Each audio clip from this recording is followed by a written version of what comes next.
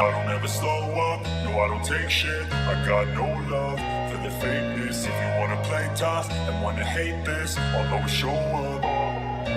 I don't ever slow up, no I don't take shit. I got no love for the fakeness. If you wanna play tough and wanna hate this, I'll always show up and make a statement. I don't ever slow up, no I don't take shit. I got no love for the fakeness. If you wanna play tough and wanna hate this, I'll always show up and make a statement. Everything I do so instinctive and so passionate. Every word I move so descriptive like an adjective. I got a vendetta against people who patented being negative when you should be getting after it. I got facts over tracks, this and that, spitting slow, spitting fast. I could roast, I could gas, think I'm okay at last, but I don't know if that can erase all the past. And the pettiness, a reflection of the emptiness. Hilarious, you think you're worth my time, you're delirious. Mysterious, because you hide behind a fake exterior. Inferior, you know I'll always be a bit superior. Get off of me, this ain't no humble brag. I want you to hear words, you can say them back. I want you to feel free from the chains at last, and to believe in what you got, it was built to last, yeah. Now that I've been put through hell, I never got anyone's help. I had to do it all myself. I don't ever slow up, no I don't take shit. I got no love for the fakeness. If you wanna play tough and wanna hate this, I'll always show up and make a statement. I don't ever slow up, no I don't take shit. I got no love for the fakeness. If you wanna play tough and wanna hate this, I'll always show up and make a statement. Gonna learn the consequence of being incompetent. Mental health is confidence, dreams and some honestness. I'm not here to save the day, that's for you to take away. I could play a million mind games, but instead I say something not illogical, something that is topical. Rub it on and watch it go, make yourself unstoppable. Dreams are irresponsible, but they're always possible. If you just believe, you could be so remarkable. Thoughts in my head, a collage and they spread. I'll be great one day, going off of my meds. No, I'm not giving up, no, I'm not giving in. I will make it to the top, taking off in the wind. I gotta make it, I'm saving every day to taste it. I'm patient, but my mind, it can hardly take it. I'm chasing a dream that I've had for several ages. A vacant, modern kingdom for the taking. Now that I've been put through hell, I never got anyone's help. I had to do it all myself. I don't ever slow up, no I don't take shit. I got no love for the fakeness. If you wanna play tough and wanna hate this, I'll always show up and make a statement. I don't ever slow up, no I don't take shit. I got no love for the fakeness. If you wanna play tough and wanna hate this, I'll always show up and make a statement. I don't ever slow up, no I don't take shit. I got no love for the fakeness. If you wanna play tough and wanna hate this, I'll always show up.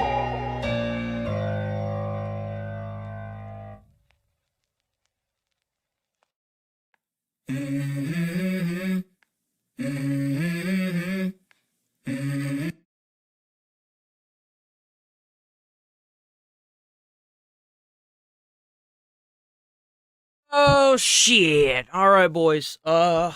Just a little heads up. Fuck is my oh well I guess. I can't find one of the remotes for the lights.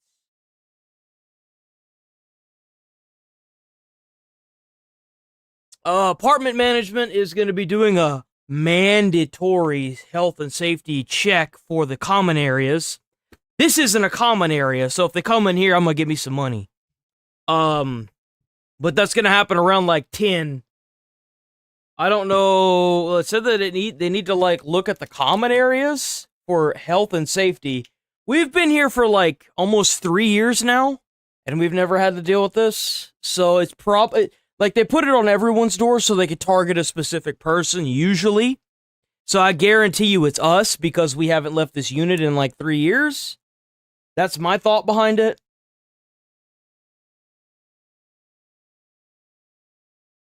Which is fine, because I'm a little bit of a fucking neat freak. I don't care. I just don't want my shit to come up missing. And I don't want somebody going in areas they didn't clearly define because I want money. Okay.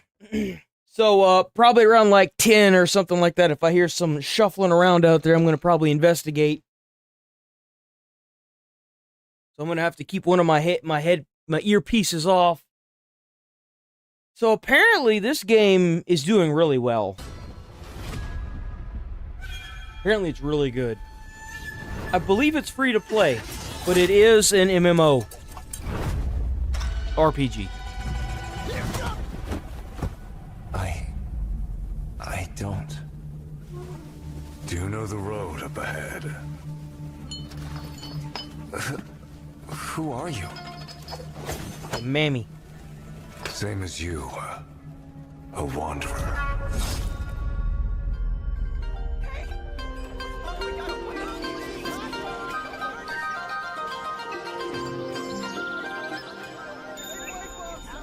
A guest in dreams. Yet unaware.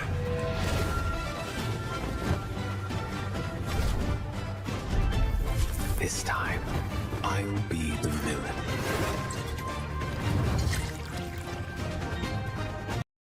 I have an entire segment specifically for Black Ops 7. Don't worry.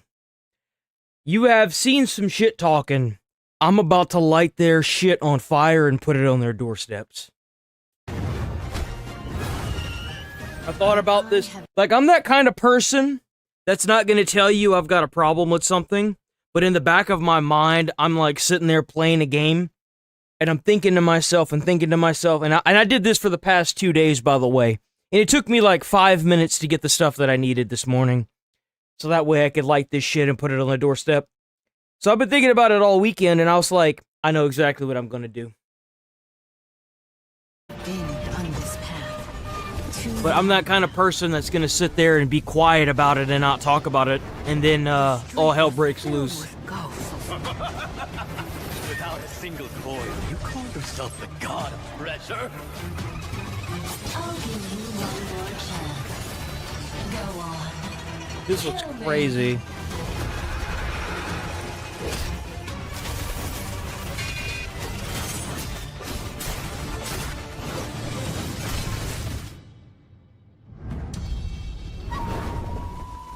Hold up. If I don't go back, what'll happen to the others? Mere Anne. Such an unseemly struggle.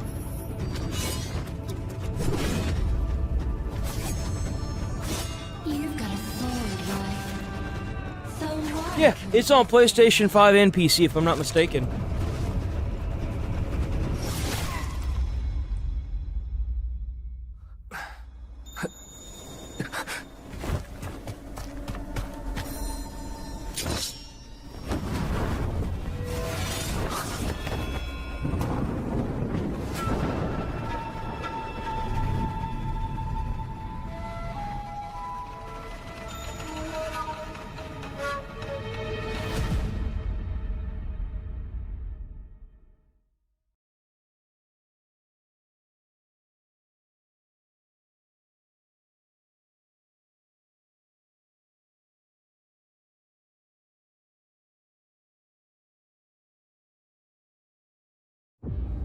This is GSAC Dedicated Officer IS.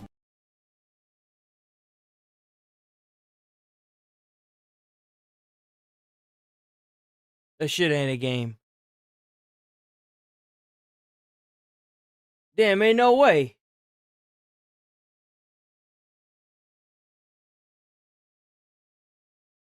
Alright, let's get it. We was just talking about the Call of Duty stuff.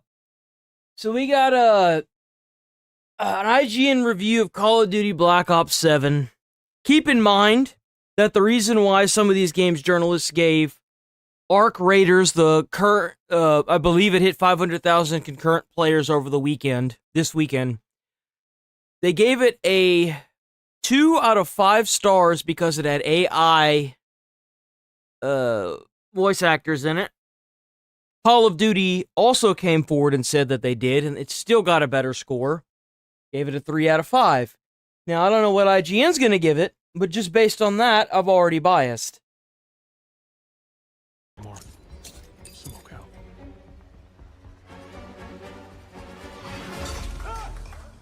Bucking the usual trend of breaks between numbered sequels, Call of Duty Black Ops 7 is following just 12 months on from Black Ops 6, and you'd perhaps assume that meant only small tweaks to what was one of the series' high points last year. But the teams at Raven and Treyarch evidently don't see it that way, and have instead built one of the most unconventional COD campaigns to date. In many ways, it doesn't feel like a COD single-player mode. It's more like a multiplayer experiment squeezed into a campaign shell, playing best when you're accompanied by squad mates, echoing zombies or the now-defunct DMZ at times. But it all culminates in a brand new endgame portion that stitches together aspects of COD's past open world successes and failures in an attempt to become something new. In reality, that post-credits content is a repetitive shooting gallery that adds little to the excitement that leads up to it. I recently criticised Bro, what a joke. Battlefield 6's single player for playing it safe and not taking any risks. And to Black Ops 7's credit, the same can't be said here. The problem, however, is that not many of its big swings hit, resulting in one of Call of Duty's most intriguing yet flawed campaigns. Big surprise, another flawed piece of crap campaign.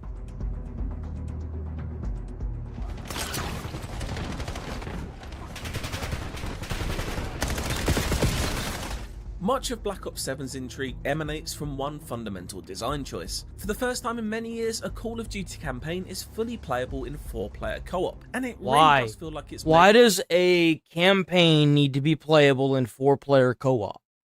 Why does any campaign mode for any game need to be 4-player co-op? Why?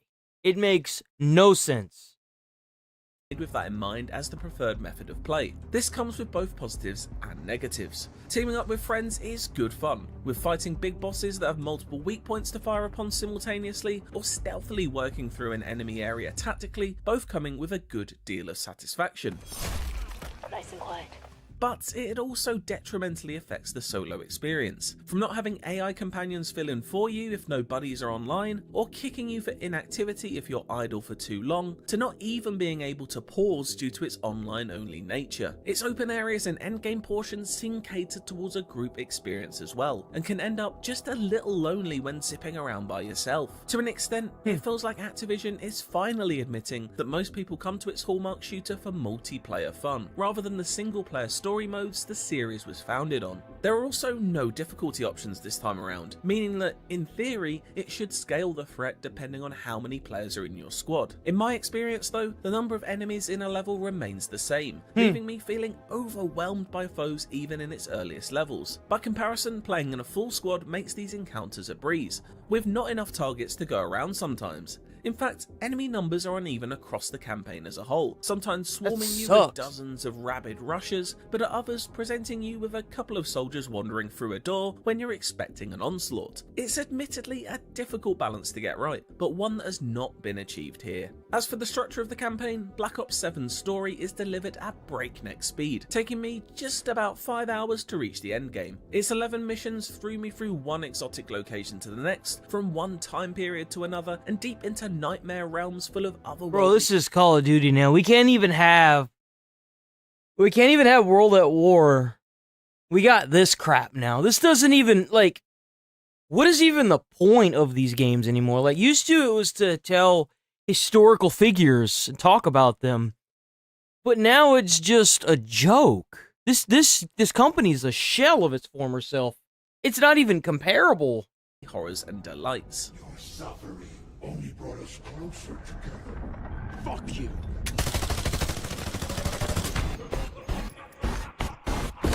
Call of Poppy. The year is 2035, and new threats are here to instigate a global collapse once again. The re-emergence of Black Ops 2 villain Raul Menendez thrusts the playable unit Spectre 1 into action and soon has them facing off against an evil tech company called the Guild. What follows is a set of missions that throws you in and out of reality thanks to a fear toxin being weaponized by the Guild, led by Kiernan Shipka's Emma Kagan, who is trading in Mad Men for Mad Mechs here. Initiate testing sequence.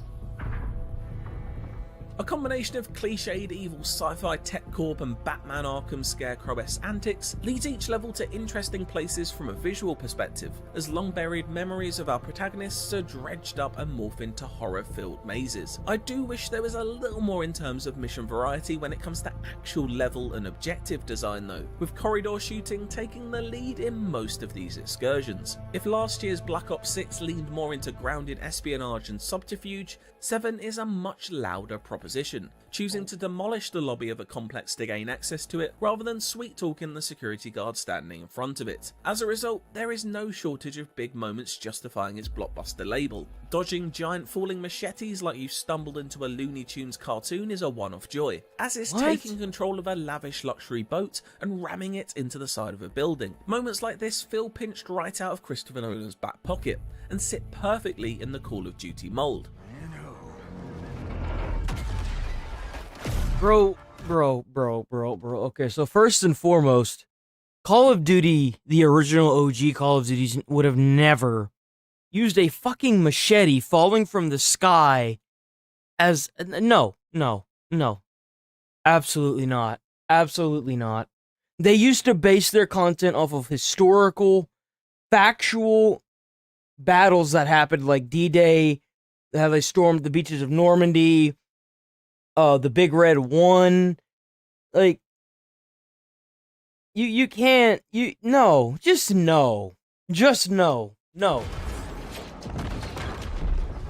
And that's just the opening of one of the standout missions, which takes place in Tokyo and has you dipping into its subway systems and leaping across rooftops. There's a great sense of forward momentum to levels like this, and I'm a massive fan of them. I just wish the campaign were more like this Japanese chapter, as I'm not so keen on the ones taking place in the more open zone areas of the fictional city-state of Avalon, which struggle to bottle the same exciting energy. These typically have you moving across wider patches of its map in order to chase the next cluster of enemies to take down, and essentially serve as tutorials for its endgame. In fact, much of the time, it doesn't really feel like a Call of Duty campaign at all. Yes, it has the militaristic hallmarks, but borrows just as much from horde shooters like Left 4 Dead and its own in-house zombie modes. It makes for an uneven set of missions, some of which really don't work for me. I never thought I'd hear that. Zombie modes in a Call of Duty campaign. Zombie modes, zombie maps in a COD campaign. That is insanity. But with others that do manage to hit the spot when they capture some of the COD cinematic legacy.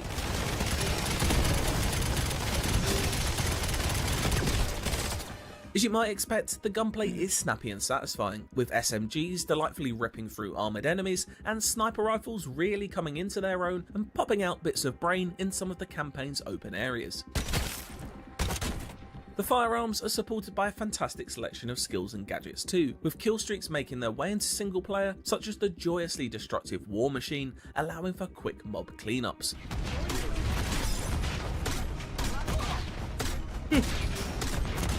I'll admit, I was initially skeptical of the near-future setting and Call of Duty's return to tinkering with near-future tech when it comes to movement, but on the whole, the experiment is largely a success. Wall jumping can be a little clunky, but the kinetic super jump is very fun to use as a quick flanking tool, as is my favourite of the bunch, the grapple hook, swinging up to roofs to find a better vantage point before swooping down on a wingsuit to get back up close opens up each level's architecture in interesting ways. It may never reach that Titanfall 2 gold standard when it comes to FPS mobility, but there are flashes of it here, which is always welcome.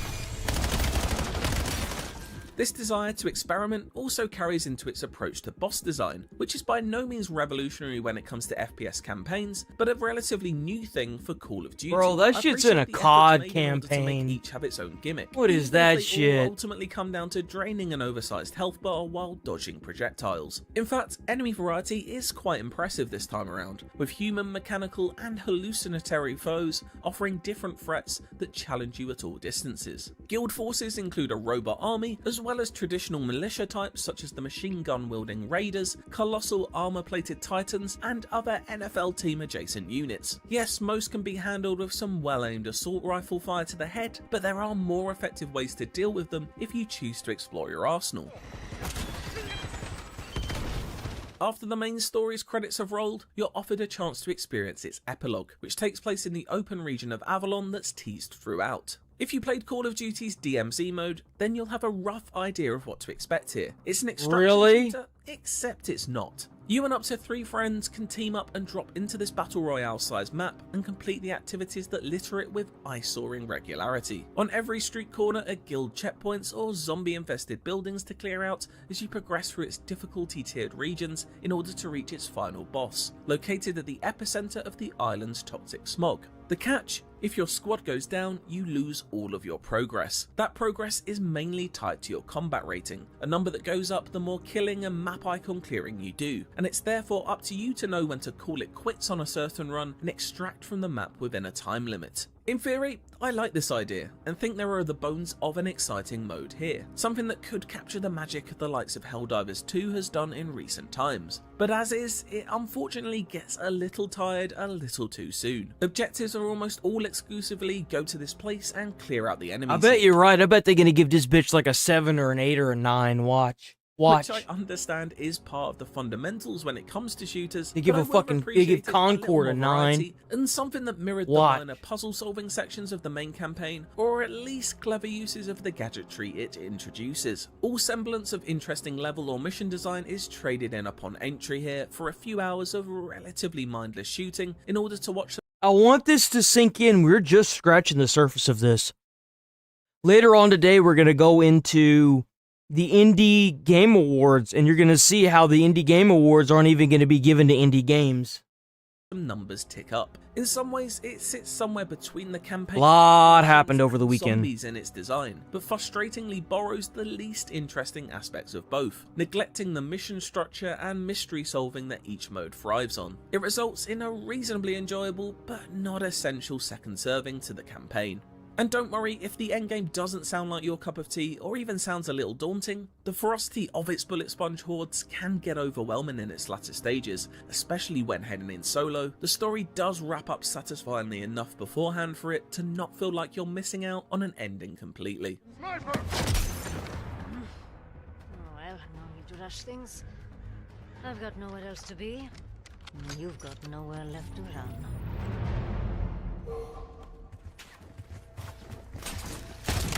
Where's the sniper? She's up. Oh shit, lost visual. It's a story nowhere near as accomplished as last year's efforts though, effectively a direct sequel to Black Ops 2 that also ties into the events of Black Ops 6, presumed knowledge and the speed at which its setup is told can be a little disorientating, especially if you aren't familiar with its 2012 predecessor. The themes are personal this time around, with David Mason placed centre stage as he battles with his past, namely the loss of his father Alex. There are some fun revelations along the way as well as treats for long-term fans of the Black Ops series, but as someone who has personally never held those characters in as high regard as their Modern Warfare counterparts, the pulling of the heartstrings doesn't quite work for me. That being said, if you are someone who has always preferred the adventures of Woods, Mason, Adler and co, I'm sure you'll have a great time here. It does mean though that this revisiting of the past, combined with a thick layer of exposition, can make the— you can't even compare this dog shit to Modern Warfare. Don't even. Anyone who played the Modern Warfare campaigns, they know. I've played them. They were so good. Dude, you can't even compare this trash to that. It's not even in the same league. What? Early hours of the story relatively impenetrable for newcomers. Don't give a flying fuck how many characters they try to bring back to sell this slop. I'll never fucking acknowledge its existence. So, I'd bear that in mind if you're coming in fresh. Stop looking backwards, David. What matters is what you do next. Here we go. It's gonna be like a 9 or an 8, watch. Call of Duty Black Ops 7's campaign is a wild one thanks to the scope of its ambition. Not every roll of the dice pays off, but there's enough enjoyment to be found across its 11 missions to not feel like a dud, at least when played in its desired co-op fashion. Beyond that, its endgame has the seed of a good idea that could be nurtured with future efforts, but it comes across as a little repetitive and supplementary to the story Black Ops 7 is trying to tell. With satisfying gunplay and very fun movement abilities providing solid foundations, there's a reasonable mix of styles on show here, even if it doesn't fire on all cylinders 100% of the time. Despite being a step down from last year's exhilarating Black Ops 6 campaign, it certainly takes some big swings. They just don't always land. It's not bad, it's not good, it's simply okay. That ain't low enough, pal. For more from Black Ops 7... So to give you an idea, let me show you what kind, because this is where I get pissy. Let me show you what kind of bosses this game has in its single-player campaign.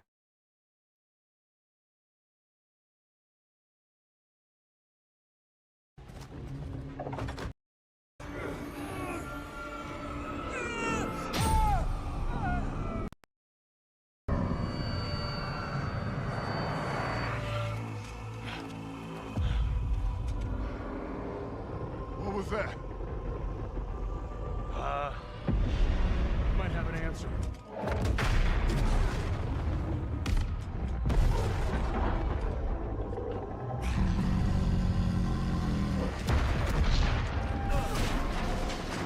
Maybe we can poke this out.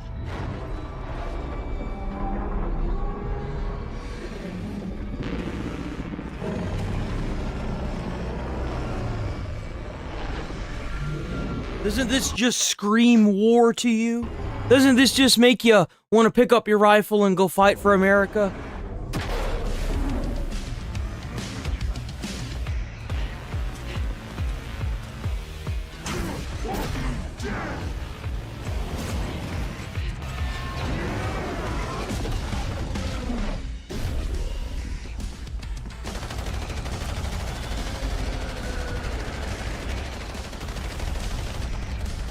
This is a joke.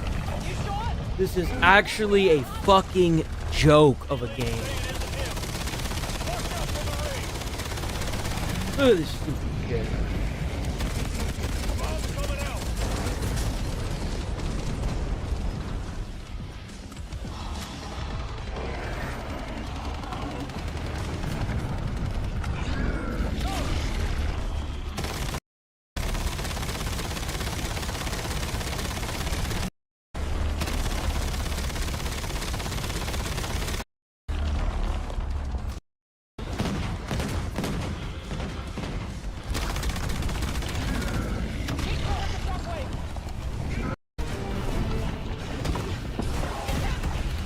Would you rather play this, or would you rather play this?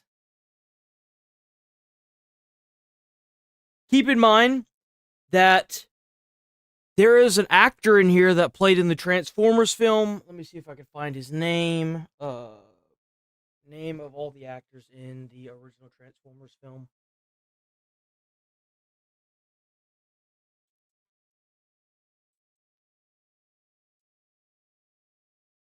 Josh Duhamel.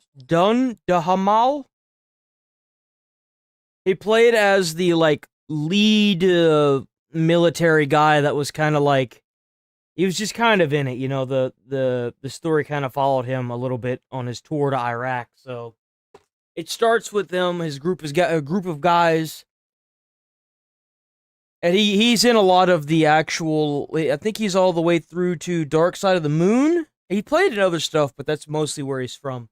So the main campaign of Call of Duty has this guy as your major, or your corporal, or not your corporal. You're he's telling you what to do, like your captain. So now or never. Hey, I wish I was coming home to her. Yeah, just wait till we hit Paris. Seems like a long way off. Remember, no digging in at the shore. Gotta advance. You need to stay low and do not bunch up. Stick to your training, you're gonna make it through. I'm proud to lead you fellas into battle. Anytime, anywhere. All right, give him hell, boys! The beaches are supposed to be flattened, right? Sound scared, Private. No, sir. You should be. this was released in 2017. This, you haven't even seen the brink of it yet. This completely dwarfs anything that COD has made in the past 3 or 4 years. Daniel, got a light? Sure thing.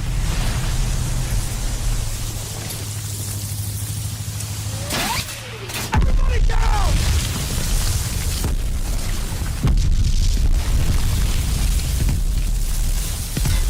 Watch out! Get down! 200 yards! We're gonna have to pull off! No! Stay on mission! They're taking us in! We must have drifted! I can't see the landmark! You heard the lieutenant! Full speed! Incoming!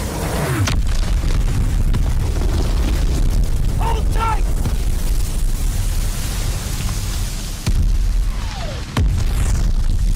God damn it! 200 yards!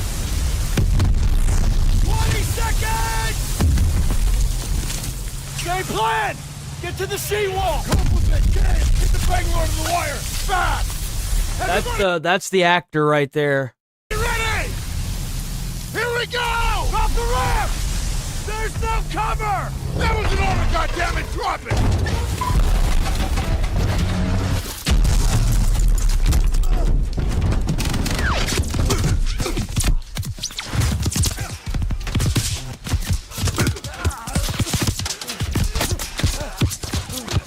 Over the side!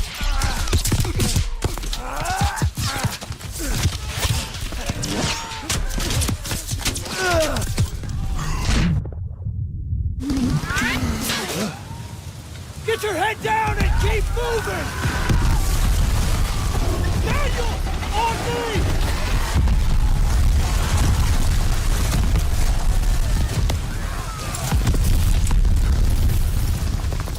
Take the Bangalore and get to the seawall!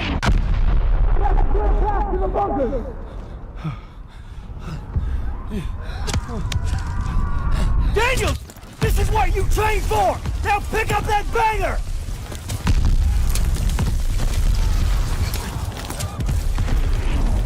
You can do this! Yes, sir! And you want to compare... Jesus. You want to compare this to that dog shit they fucking published this year? No. Hell no, bruh.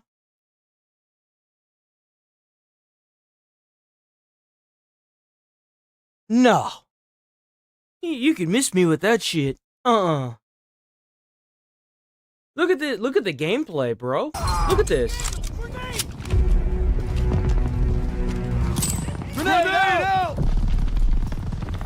Sure, it looks a little clunky, but I would rather play this game than that other bullshit any day. Any day. Thanks, bud!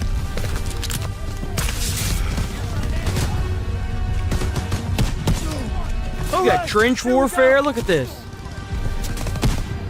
This is a Call of Duty game, boys. This was the last great bastion before the slop fully took over.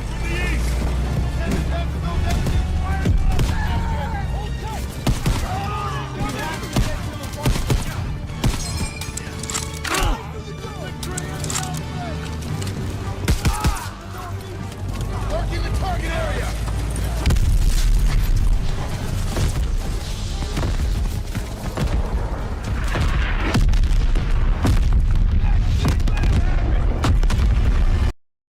Bunker's clear! Hit the bonnet!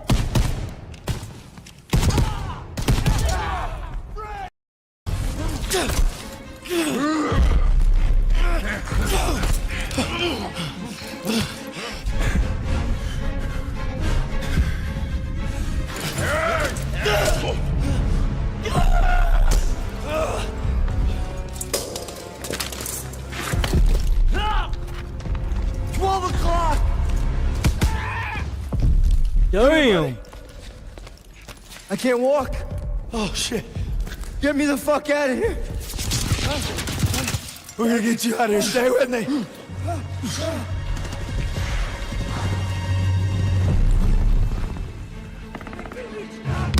We've got to get over to that CCP. On your left. Bro, fucking dragging an ally and fucking splitting heads too. That's crazy. Bro, you can't even fucking compare these games. There's no way this is the same franchise. What a joke. What a fucking insult. Bro's probably not even gonna make it after all this, watch. too many!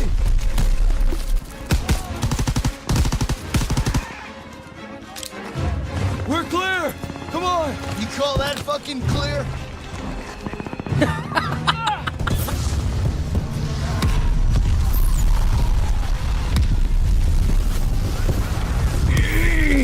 I'm losing too much blood. Hang in there!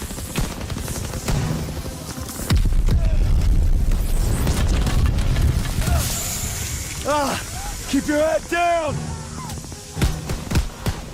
Did you get him? They keep coming! I'm out! Watch out! Got the son of a bitch. I don't remember this. I really don't. I played this game, but I don't remember this. I wonder if he makes it. Fuck! Oh, an aid. We can get down here! I got you! Bro, as far as I'm concerned, this man can go catch a fire with me any day. Bro's a fucking legend. Holy shit! God damn! And you know what's crazy is that they made movies about people who have done similar things. Look at Hacksaw Ridge, like... Bro, it's crazy to me to think that there are people out there that are able to do this. Damn! Oh man, I'm bleeding out. Just keep pressure on it. Almost there. Come on up here, move! Got the sons of bitches. Okay, stay with me. Medic! I need morphine.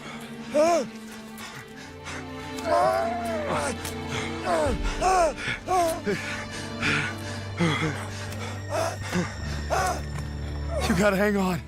Those girls in Paris are waiting for you. Really? Of course they are. How about another look at your girl? You kidding me? It's okay. I can't see shit. I'm just gonna rest right here. No. You have to stay awake. Hey, Daniels, I'm here. help me. I need a goddamn medic!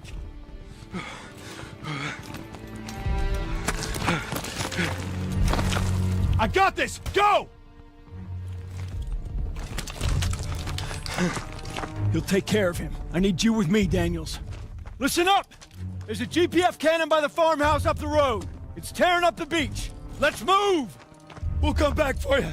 Check your ammo and grenades. You heard him. Up the road now. Move it up!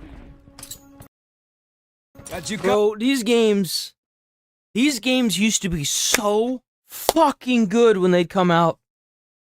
What the fuck are you doing, Call of Duty? I agree, you're Call of Poppy now, bitch. As far as I'm concerned, unless I see another game that looks like this, I will never touch another Modern Warfare. I will never touch another Black Ops. I will never touch another fucking Advanced Warfare until another game looks like this, plays like this, and has a story that is like this. I'm not touching Call of Duty again. I remember when this came out, I think it was around Christmas. I remember playing this. And it was so good. It was peak, bro. And I knew it was peak. I should have enjoyed it more. This was 2017. It's insulting. It really is. To think how far this game fell. This franchise, not the game, the franchise fell. It's a joke. It really is.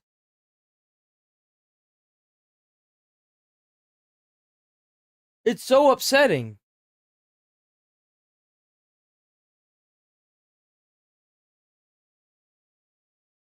Okay, enough of that. We got some Bigfoot vlog time. Check them out, Bigfoot vlog. job out here, and I'm already regretting every mile of this drive. Perfect. Hold if on. a sign says no, my dumb got and I'm already regretting every mile of this drive. Perfect. Says no, my dumb Yo, how's it going, Chase? curiosity immediately You votes good? yes without hesitation. These claw marks feel wrong. Too high, too steep. Definitely not your average desert critter. I don't like when the ground shakes before I even know what's following me.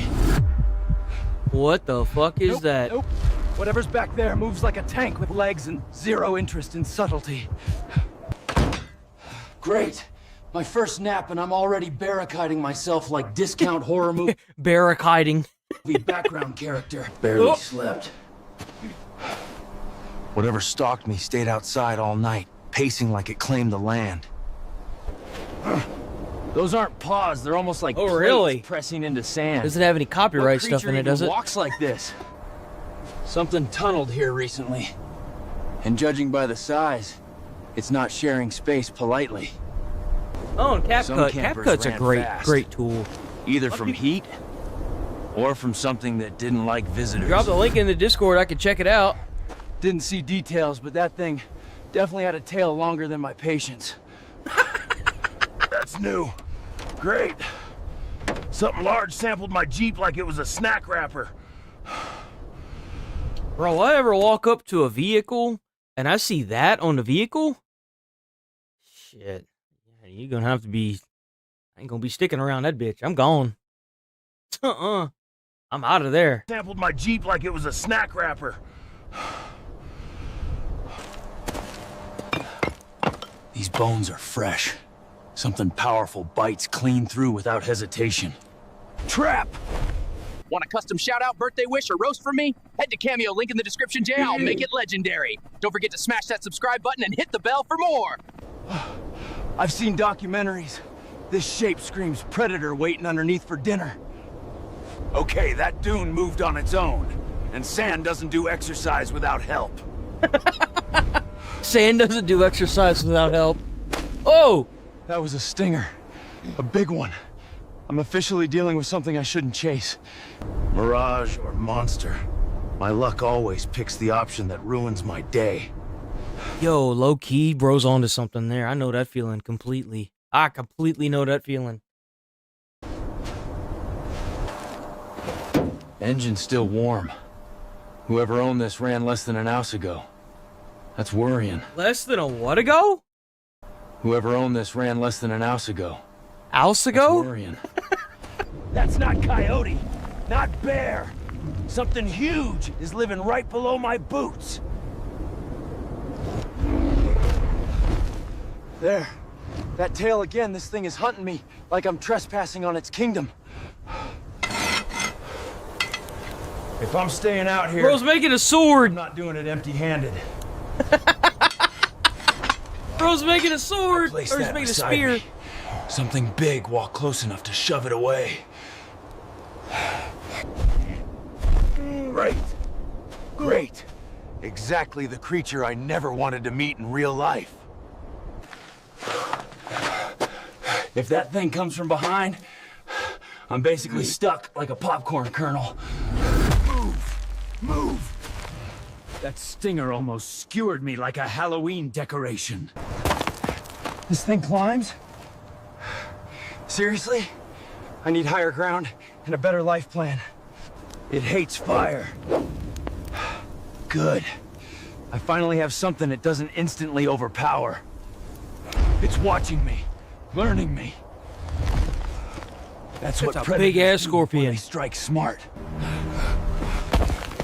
Please let gravity solve this problem, because my arms aren't beating nature today. That didn't work. It's fast. Way fatter than anything this big should logically move. Water means I can survive another day. But so can... Look at it over there. Me. It's tunneling everywhere. This whole desert is basically its underground freeway. Oh! Goes Mac. If I can lure it Oh, into those one eyes! Those derpy ass looking eyes. If I can lure it into one spot, maybe I can outsmart something 10 times my size. It'll ugly, risky, and probably impossible. But it's my only real shot. Broken cars everywhere. Perfect. Everyone else's trash becomes my survival plan. I'm not a welder, but desperation makes you surprisingly confident. Not strong enough. That creature would tear through this like noodles. This What thing the needs to hell? hold a truck. Why would there be a cage like that out in the middle of the desert? What the fuck? Literally, I'm building a predator jail. If it can't see me clearly, maybe I should survive the night.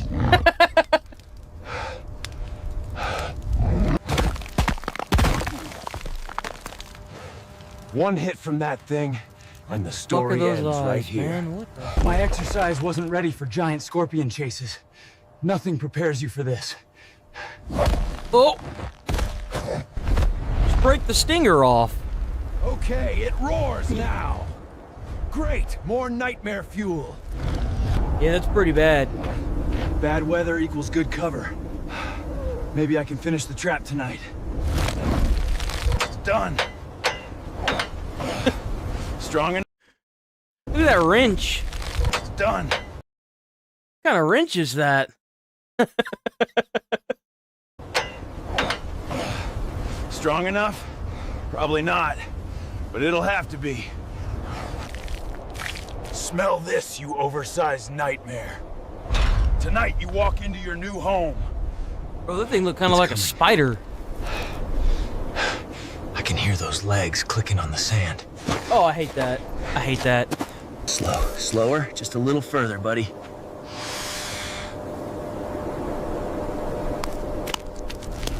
Gotcha. Stay inside like a good oversized desert demon. Hey! Stop shaking that! I worked hours making it! Every stake makes escape harder. Keep thrashing, I'll keep building. Its eyes look smart. Like it's planning a revenge tour. Search party en route. Please stay visible. Do not. He's gonna make himself a lot of money for catching that big ass thing. Not again.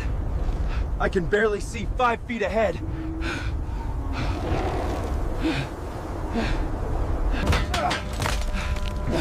Uh-oh. No, please don't break that bar.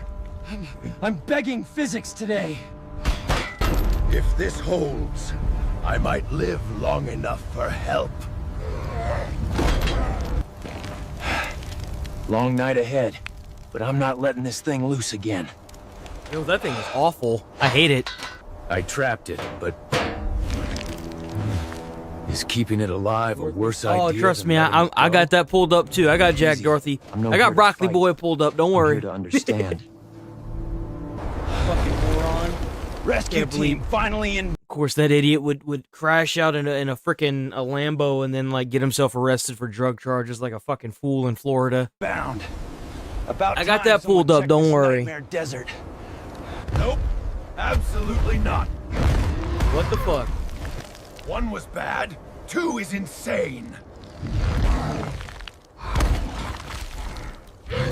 Bro, that's Calling for crazy. the other one. This is escalating quickly. Why does the thing have an eye on its wall? The other one. This is That's- escalating That's quickly. spooky. Finally!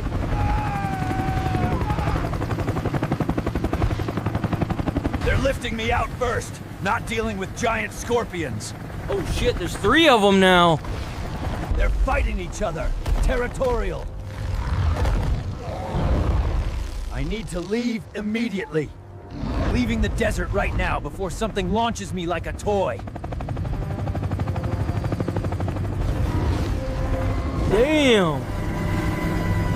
Please tell me someone filmed that! The world...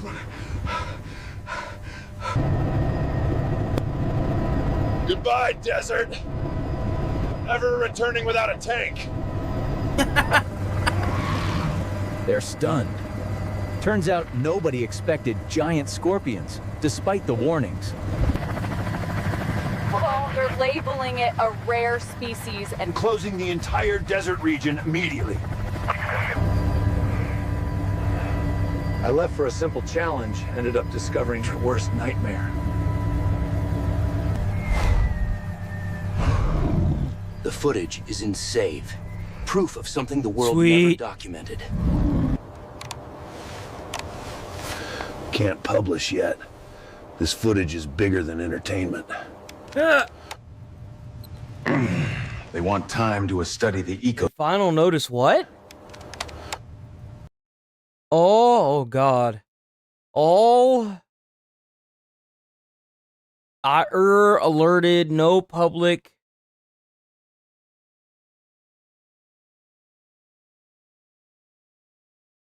I have no idea what the I know They no. want time but to study the ecosystem. no public something. Translation: hide everything from public. We'll be thinking about those things forever now. This late? Either delivery or trouble.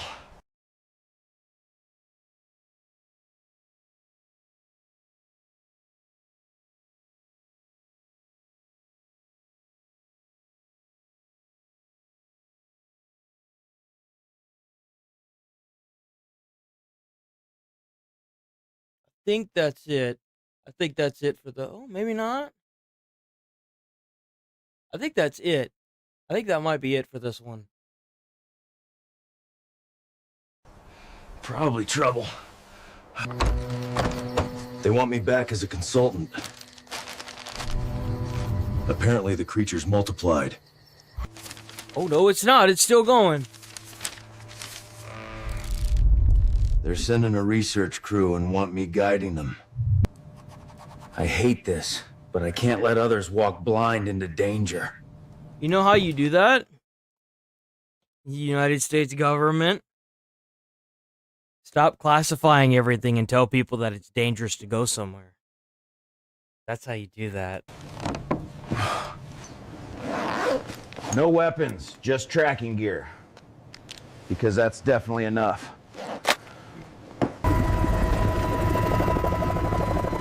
Round 2. Hopefully with fewer near-death surprises. Same desert, but it feels different. Almost restless. These tracks look bigger. Great, Bigfoot. everything evolves faster here. It's grown. Something crushed this cleanly. That tail is stronger than steel. This tunnel wasn't here last week. Something Bro, is is it me or do they keep getting younger and younger at every cutscene? Territory.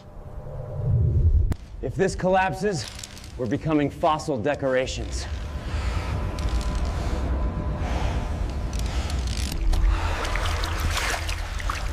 This nest holds eggs. Dozens of them. That's not good. Okay, no touching. Hatching is definitely happening right now. climb faster. We're not becoming babysitters for giant scorpions. The mother is coming back! Everyone move!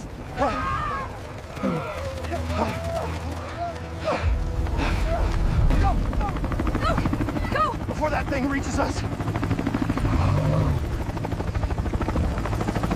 Yeah, I don't like the scorpion's eyes, I'm not gonna lie. They freak me the fuck out. That eruption, it's enormous.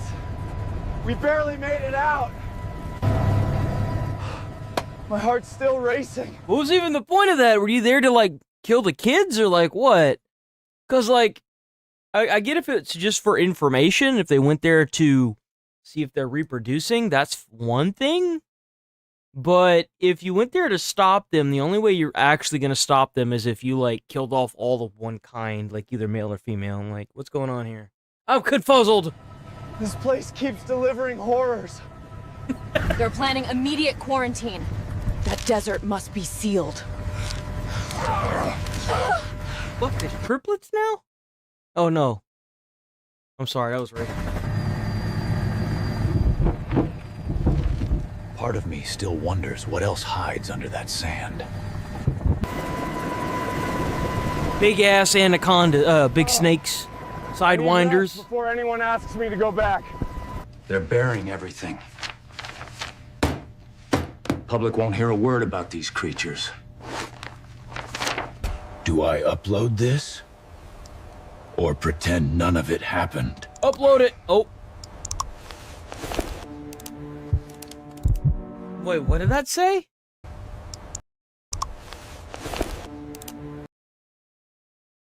Pupicalical?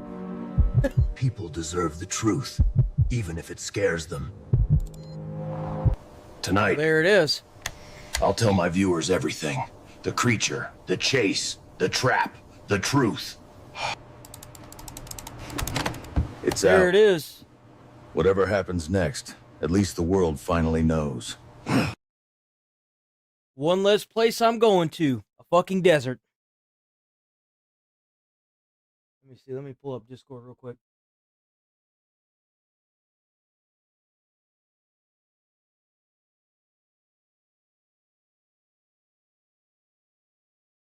I wish I could react to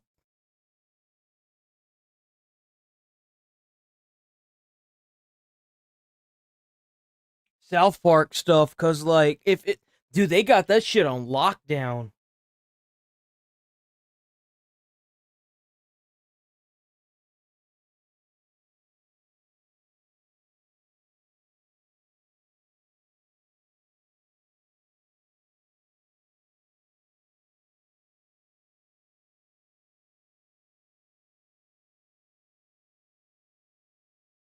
Damn, that whole 20 minutes.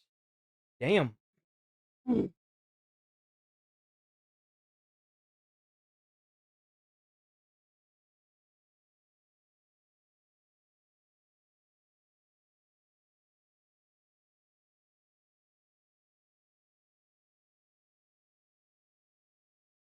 Actually, you know what? Instead of opening up a new tab, what we're going to do is this.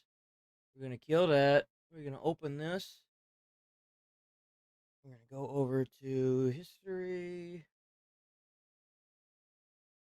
Right. In Auburn tonight, where that Halloween vandalism spree is now torn through. Listen to me, I see him. I'm in the house, all the lights off in the house, and I'm peeking through the kitchen window. And as soon as I see them come down the road, I said I knew what time it was. They out there throwing eggs and they out there throwing tissue. And this Halloween, I was right there behind them, like I'm Freddy or Jason or whoever you were, a Big D Randy if you want to. And as soon as they threw the eggs and as soon as they threw the tissue, I was out there picking it up. And I know that Halloween ain't got nothing to do with Jesus and it ain't got nothing to do with Christmas, but this right here was a gift from God. I said, yo, low key, he's onto something. Wait a minute. He's onto something. I'm trying not to fucking laugh, but the big dick thing, that got me. I ain't gonna lie. But like, use it like if your house got TP'd, what a better fucking way to get free toilet paper. Like, seriously. What a great way to get free toilet paper. Honestly. And usually whenever they TP your house, they always throw the entire roll. So like, bro. Hold up. Wait a minute. Something ain't right. You mean to tell me that I can get a good breakfast and wipe my ass for free? It was such a good deal. I called my granddaddy, his boyfriend. They came out and they still picking up the paper right now. And with all the money I done saved, I'm about to go trick on one of these treats. Yeah? Mirror, mirror on the wall. Bro, he just says it too. I mean, he's gonna get him a trick or he's gonna go trick on one of them treats. Draws. Hello. Okay, too far. Jesus Christ, bro. What the fuck? Well, this is the show that everyone is talking about. In fact, Netflix announced this week that Squid Game is now its biggest original series launch in the company's history. When I tell you these games are insane, I'm not scared of them. I'm not saying that. I still want to play. But I don't like how my fate can be in somebody else's hands because they over there doing something stupid. 5 okay? seconds? How my fate can be in somebody else's hands. I still want to play. But I don't like how my fate can be in somebody else's hands because they over there The first clip or the second clip?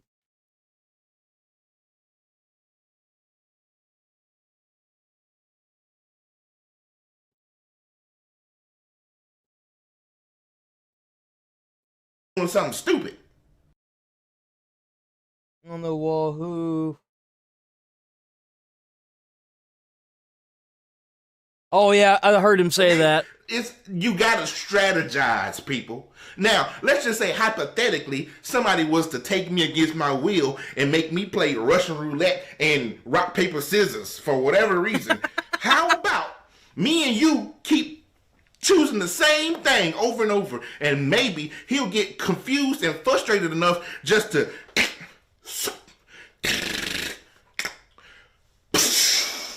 his damn self. You see, he was crazy enough to do it. These games are all about how smart the people are around you. And luckily, I'm one of those people. Because on this edition of the red light, green light game, they listened to me and they got in that line. So I don't know how you say thank you in Korea or China, whatever the hell it is. Ni hao. I actually haven't seen Squid Games. I need to see Squid Games. I heard really good things. They came out and said the second game was going to be a physical game. So now everybody going to avoid me like the Black Plague.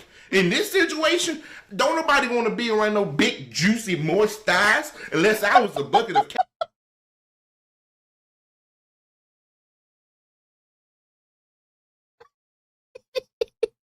Them big, juicy, moist. AFC. Bro, I bet he be sweating up there so bad he got swamp ass. Bet. And they would be right, because I'd probably be tired before the game even started. Bro, you all stressed out and shit. You out there in the burning hot sun, fucking sweating up a storm, worried about dying and shit. I bet that smells stinky. A trick up my sleeve. You see, I'm gonna go right over there to Thanos, and I'm gonna take one of them Infinity Stones. He got one to speed you up. I bet you he do. So I'm gonna take one of those. It's gonna give me that energy, and I'm gonna be going across the finish line, and I win. And the third game, which is the merry-go-round or mingle, which is the easiest one to win of them all. All I gotta do is put some of them people under my shirt, and everybody in the comments gonna say, yeah, but that's not really possible. I say, hold up, wait a minute, something ain't right. You know how many Asians I can fit in a 6X? As soon as I see the number I need, I'm putting them under my shirt, running to the room, and I'm gonna grease myself up and spit them out like a Gatling gun.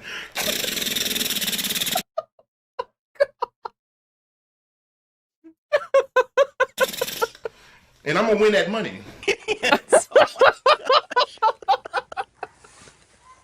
Bro, there ain't no fucking shot, dude. TikTok is now suing the U.S. government over a potential nationwide ban. Listen, social media is how some of us make all our money these days. And that ain't nothing to play with. Bro, if you making money on TikTok, hit me up. Hit me up, please. I do like 1,000 views, 2,000 sometimes like 30,000 per like video. What the fuck do you need to do to make money? Though a lot of my content's kind of controversial for TikTok, so never mind. So you got Bigfoot, the Loch Ness Monster, and the TikTok ban. And I don't believe none of them. Look, speaking of things that don't exist, y'all remember Men in Black? That's right. I'll download the nebulizer on my phone and I'll... That's right. Mr. Joe Biden, so he can forget everything he said. You don't have to. The cancer will take care of that for you. I'm going to hell. Then I said, hold up, wait a minute, something ain't right. I got to go nebulize my girlfriend because I just caught her cheating on me with a toy. And you know it's hard to compete with them motherfuckers. They got them now with nasty. I got to make this clear. I don't like that Biden's dying of cancer. I never said that. I was just making a funny joke. And I just want to make that very clear. I don't think anybody deserves that. It's kind of sad to see his legacy just go the way it is, but it is what it is, you know? Just in them. I pressed the button on one the other day to turn it on to see what it do. That thing said, I couldn't catch it to turn it off. Well, divorce later in life, after decades of marriage, is becoming more and more common. Researchers say the rate has increased dramatically for people older than 50. I mean, honestly, I don't understand why people agree to get a divorce after 10, 15, 25 years. After that long, that just... I tell you why. You guys want to hear why? It's because one of them, their Social Security and the money that they'd be getting while they're single is way more. That's why. They give you more money if you're by yourself. Y'all agreeing to build a house, right? You got the foundation, the structure, the roof, and on that last brick, y'all both step back and look at the house and say, this motherfucker ugly, ain't it? I quit if you quit. Okay. Hell no, you better make some renovations. Bro, that's kind of crazy that we used to build our own houses and now we can't even see. Like, you can buy a property for cheap, but if you can't build a goddamn house, it don't matter. That's crazy to think about, ain't it? That don't make no sense. And then they gonna go put them on child support. Oh, Lord. Don't get me. If a woman ever put me on child support, I'm through. Hold up. Wait a minute. Something ain't right. I'm already out here working harder than the devil at a Little Uzi concert. And you gonna tell me you gonna Bro, how do those single dads do it? I actually don't know how the fuck you could possibly afford child support with everything being so expensive nowadays. Bro, I gotta give credit where credit's due. Fuck the moms. The dads that work like roughly the same jobs as like working at Walmart or something like that, and they're able to afford their bills and child support, man, what the fuck? Like, what in the fuck? How do you guys do it? How? Take half of that too? Point me to the nearest cardboard box, because I'm done. Even the dog, man, he just over there. Because he don't get enough food no more. Bro, you paying child support? That sucks. And it's already crowded in the cardboard box just and for it's me. not even like a little amount either. Like, they take a lot of fucking money. Like, $800 a month is fucking rent, bro. Like, $800, $500, that's fucking rent. That's a car note. Like, that's a car note on a brand new car. I was paying $477 for my fucking I think it was a 2024 Nissan. Is it a Versa? I think it was a Versa. I was paying like $499 a month, or no, $470 something a month. Like, I'm thinking about stuff. I'm like, you guys got to make double the amount of rent just to pay y'all's damn kids. How the fuck do y'all do it? How? That shit's crazy. So you telling me I gotta literally put your dog ass in here too? Oh, it's gonna get too hot. and the only agonition we gonna have is when I open up the side of the cardboard box to let the car exhaust pass through. And I'm not doing it. We're coming right back. Hold on, give me a second.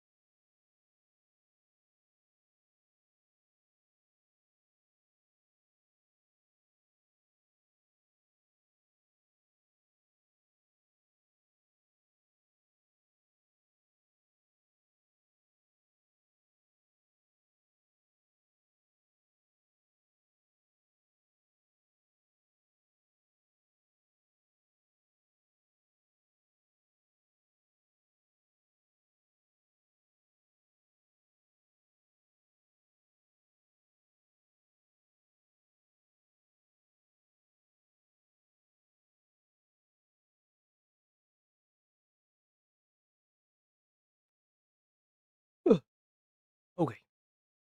We bake. 9:40. They might be coming around any time now.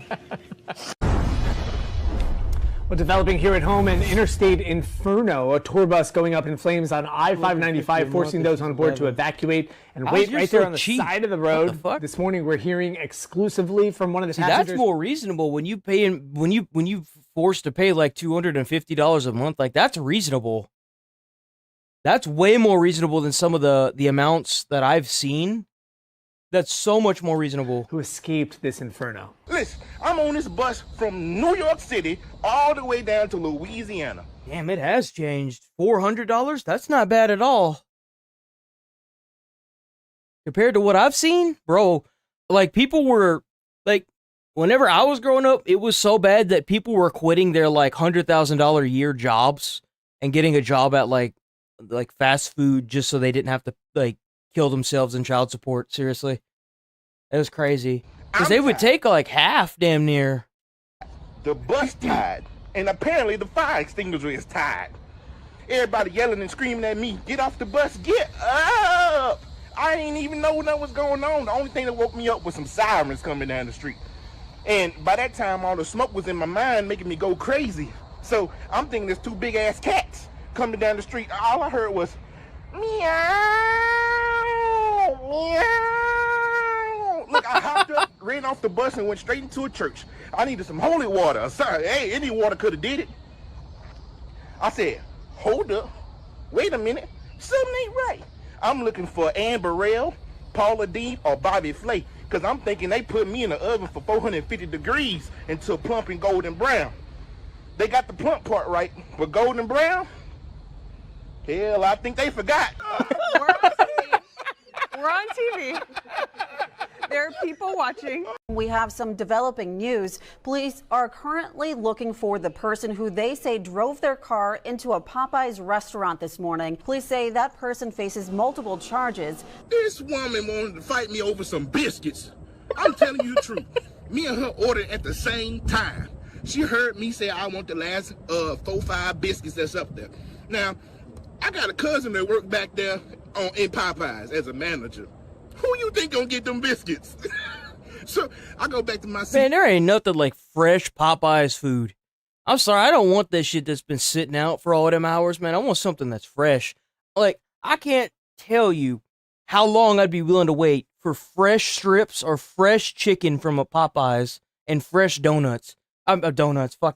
Biscuits. Jesus Christ. Like, if they tell me it was gonna take 20 minutes, I would wait 20 minutes. I kid you not. I would, because it's so much better. Because, like, the thing is like, there is no in between when it comes to Popeyes. Like, if you eat something and it's old and it's been sitting out, bro, it's instantaneous stomach problems for me. But if it's good and it's fresh, bro. I ain't worried about nothing. She getting mad, talking about, oh, I'm finna show you. I got something for you. And then in my head, I said, hold up, wait a minute, something ain't right. When a black person say they got something for you, you better not be there when they show you what it is when they get back. So I'm feeling courageous. I ain't scared of nothing. I'm not going to window to be petty. Doom, doom, doom, doom, doom. Start eating the biscuits like I'm Pac-Man.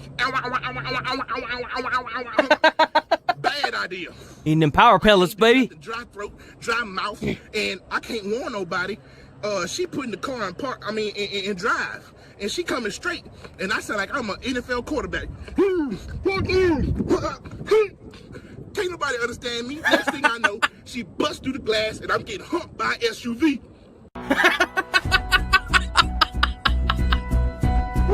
You get humped by an SUV. We got you know, it's me, Big Bounty Bob. Now, I'm the only big bounty hunter out there, okay? You don't ever see nobody else this big going out and catching people.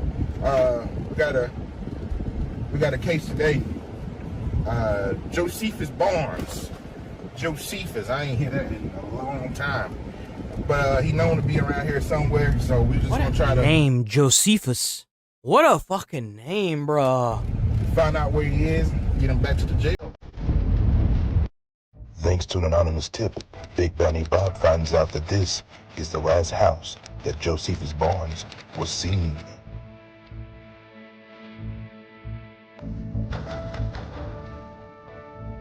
Big Bounty Bob, man, open up.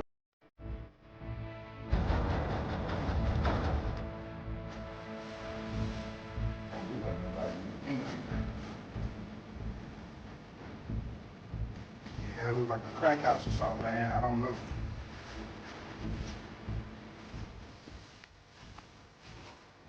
I'm the only person that you know can hunt right now inside some slippers, man. You gotta get ready.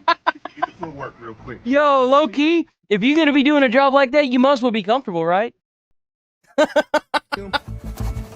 Yo, I could already see, like, you know, you go up to the guy and you know it's the guy. You got a warrant for his arrest. He's just like, all right, come on. Here's the handcuffs. Put them on. Just put them on. Put your handcuffs on, man. Oh. Here's something, man. I know somebody definitely here, but I just don't know where they at. I don't smell nothing to eat. They ain't cooking days. I can smell it.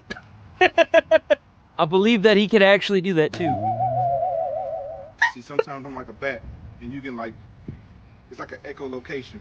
Like dolphins used to talk to each other, whales. I can smack my stomach, and I can tell what type of snacks have been around. So, Dude, the noises too. This guy's crack. Come on, man, open up the door. I know you in there, Josephus. Come on, man. Josephus. Y'all back, man. I'm about to open up this door with my stomach. Don't do it. We don't know about this. This is one of my You secrets. gonna do the belly buns? You gonna bun some with your belly? Some don't open, but some, most of them do. Watch this.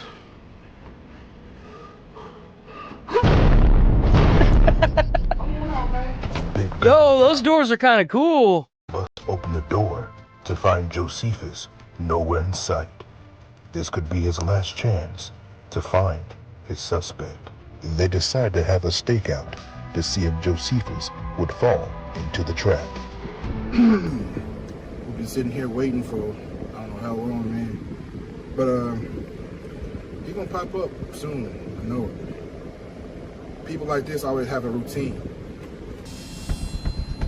Oh. Oh, yeah. What the hell is he doing in there? Let's go time, baby. Nah, man, you need the Pirates theme song whenever Depp is running. That's what you need. Dun dun dun dun dun dun dun dun dun dun dun dun. Come here. Oh, run! You know that big boy about to run out of air. I got you. Yeah. Get down. I'm about to shoot. You can't get me. I'm about to shoot. You need to shoot some insulin, you fat ass. Get your down, man. Come on, man. Get your down. Why you even doing this, bro? So you be somewhere at Wendy's getting a 4-for-4, nigga? You should be getting your in jail right now. For making me this damn time. Man, you, Bob. That's Big Bounty Bob. You got the big part right, nigga. Get on up. Put your hands behind your back, man. That pork can grease off me. Get your hands behind your back. Dang! The moist thighs. Yeah, I would never tell you who snitched. Yeah, probably that work at Burger King. Know y'all already We're gonna get you. Bro, he's completely out of wind. Stop breathing on my neck. I'm trying to catch my damn breath.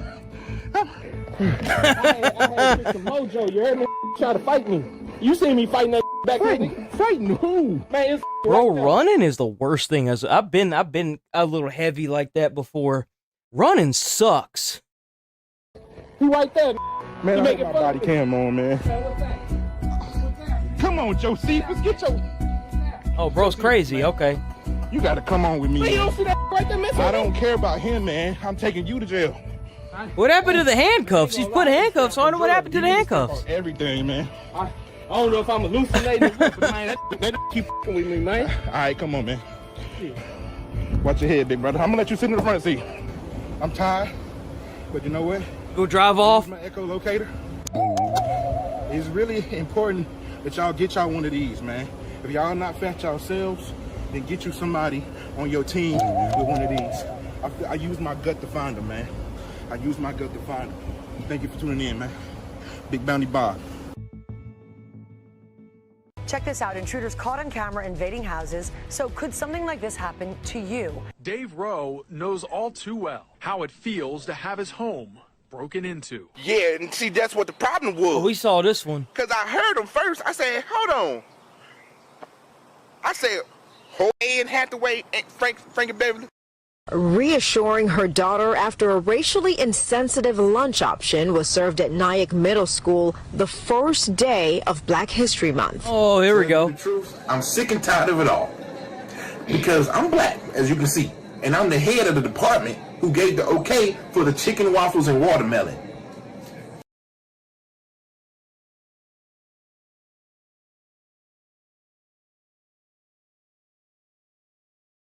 He really just said chicken, waffles, and watermelon, didn't he?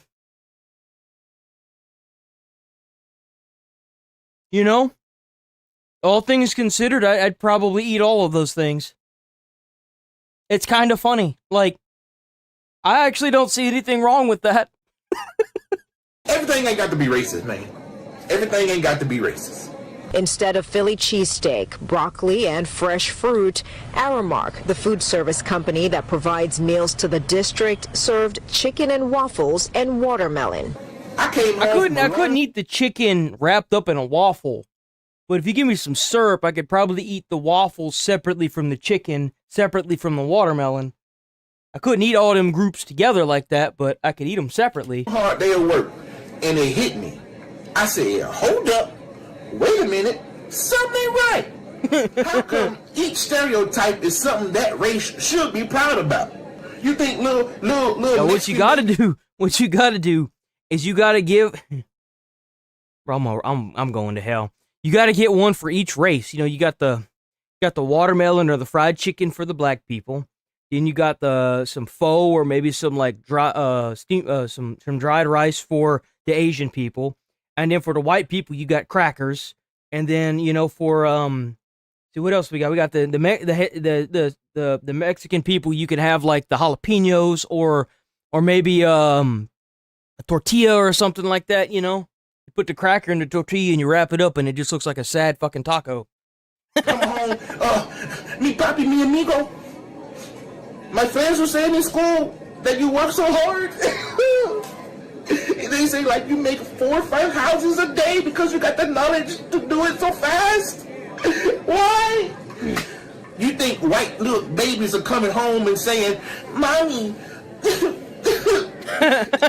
today at school they served unseasoned chicken." Unseasoned, you know? Yo, Loki, how is it that anytime you eat like food from the cafeteria that's not like a Subway or something that's in the cafeteria, that like is basic cafeteria food, it's like prison food, but sadder.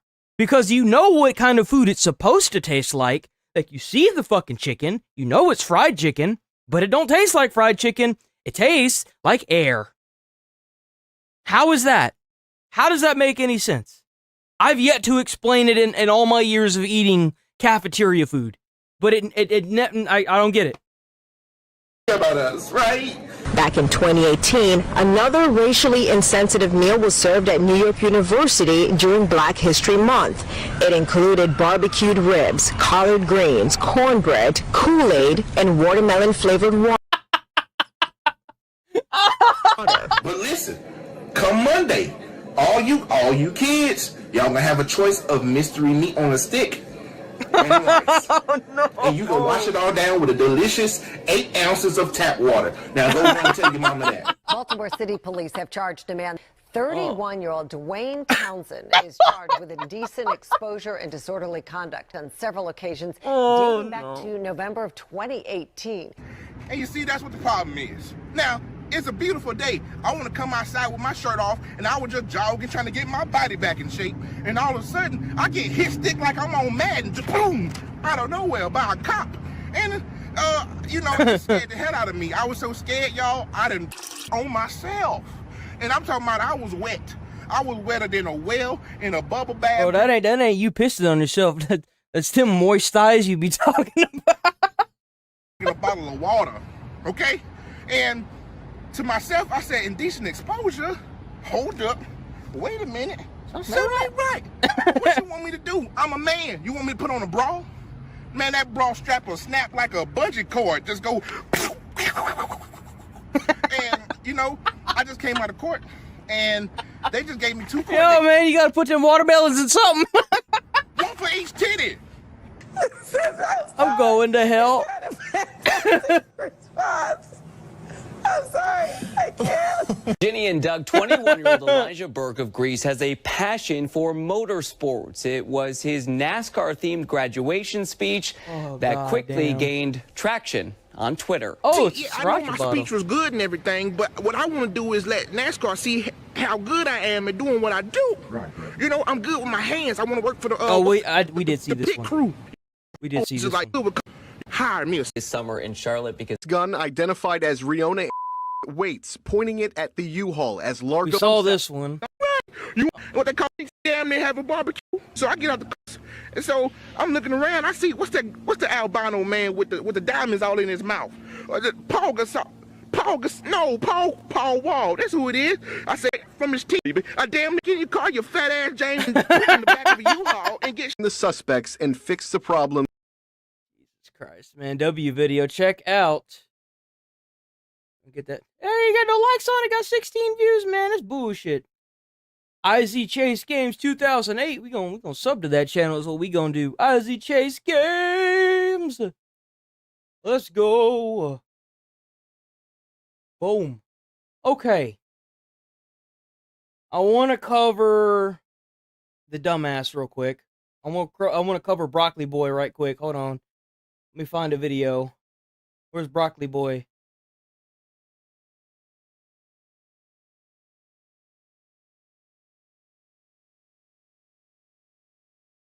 Got a lot of Epstein news, boys. A lot of Epstein. Here we go. Got a couple videos of this moron.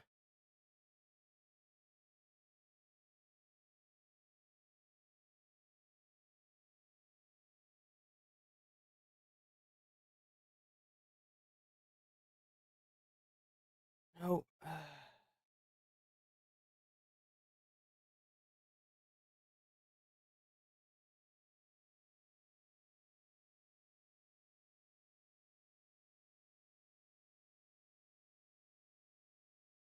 Okay. So if you don't know, this is the guy that crashed his Lamborghini. It was the one that was blue and painted. He ended up losing control of it on the interstate, and it crashed. And he didn't really seem to give a shit about his friend that was in it. He did record the entire thing though. Just Jack Dorothy, something Dorothy is loser. I'm not a big fan of him. He's kind of like that. He came out in that era where it was nothing but pranksters. So he's kind of a nuisance on top of everything. So it's kind of a big W for Florida for doing this, but boy has been arrested. His reign of terror is over. Charged with possession of a controlled substance and I think it's marijuana? I could be wrong, but I think it was marijuana. Resisting arrest. Oh, he tried to resist arrest? Are you kidding me? What an idiot. What? And so this is him getting arrested. Yo, I found out in Grand Theft Auto, I found out the hard way that it doesn't matter how many cops you kill, they just keep respawning. Maybe the best thing is to just not fight the cops. Said, here we go. What?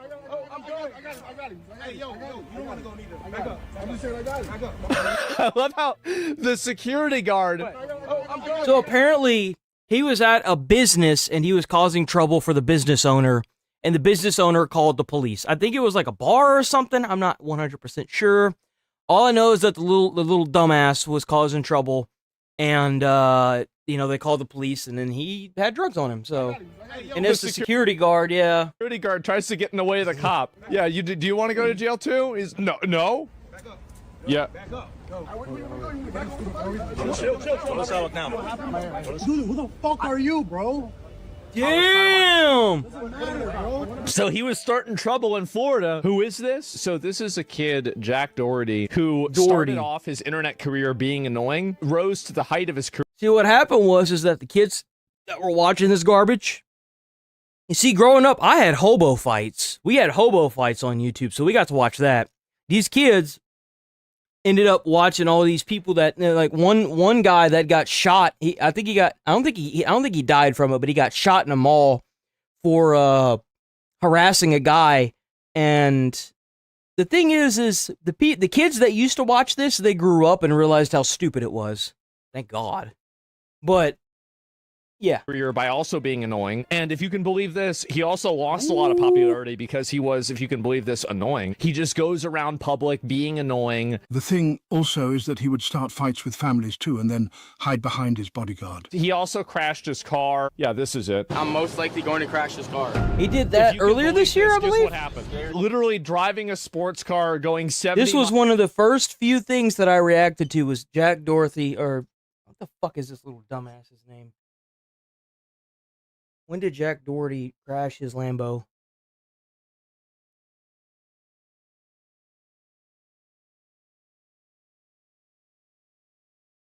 It wasn't a Lambo, it was a McLaren. October 5th of last year. Ooh, I can't believe I've already been doing the React stuff for a year now. Rain is just even see where he's going. But I want to say that his car hydroplaned not because he wasn't paying attention. It hydroplaned because he was going too fast and it was raining. Sports cars aren't really meant to go on, well, to be quite frank, most roadways. Because the tires are so smooth, and when you have smooth brains driving them, then bad things happen.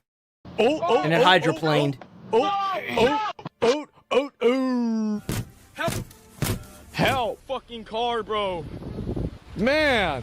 No fucking way. Man. He starts crying about it's expensive. What is this paint job, by the way? Why would you want a McLaren to have this crap on it? It looks stupid. Yeah. And so that's what happened, right? So now he's arrested. His reign of terror has been stopped. People can live free now, and the world can breathe a sigh of relief that now, whenever you're having dinner out in public in an open space, you might not have this kid come up to your table and be stupid. Some stories do have a good ending. Let's see how deep the rabbit hole goes. We got Charlie here to talk about it. Hopefully he... Actually, you know what? Let's do a Tozy. It is safe to say, Jack... It's been a minute since we watched a Tozy. He's usually pretty good. 7 years! Bro, check out a Tozy. That's what I'm talking about. Just keeps getting worse because he was just arrested. The dude, known for harassing strangers on the street, then hiding behind his bodyguard, has essentially been one of the largest internet punching bags for a while now. And you know, instead of him... The lolcow got caught. Taking a step back and figuring out why people are treating him like this, because honestly, it's pretty easy to see why. Yo, what's up? What's up? What you gonna do? What you gonna do, little bro? What you gonna do? Why would you go to Florida and do this? Did you really think that Florida was going to tolerate this guy? You need to go to one of them like retard states like Chicago or LA, man. There you probably fit right in. Yeah, instead of doing anything with that behavior, he just kind of doubles down into what he calls his villain arc. And I guess this villain arc is just running an OF management, continuing to harass strangers on stream, and he obviously doesn't take things too well when people talk about how he clings to his security.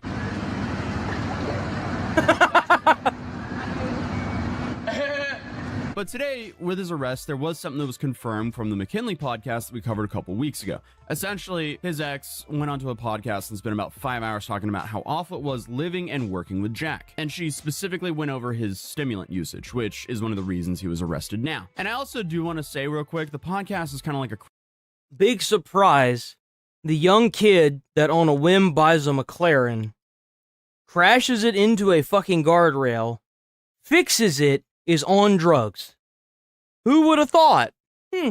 Crabs in the bucket situation, as both people involved are just scumbags. Now, obviously, that doesn't justify Jack hospitalizing her on purpose for content because he wanted to do a funny moment and flip the golf cart with her in it. But, still, as soon as she left that relationship, she continued to promote her OF. Did he? Through Did he talk about it? We'll have to check like that Mr. out. Beast and even Lacey. And honestly, it's pretty much straightforward. Good people don't make up stuff like that about others for money. That's pretty simple. But today, while I was having coffee, I saw this come across my feed. Content creator Jack Doherty arrested in Florida. Oh boy. So TMZ's been covering a lot of the like social media content. It's good to see. It's good to see these big media people finally understanding how big social media is. These influencers are pretty much like famous at this point.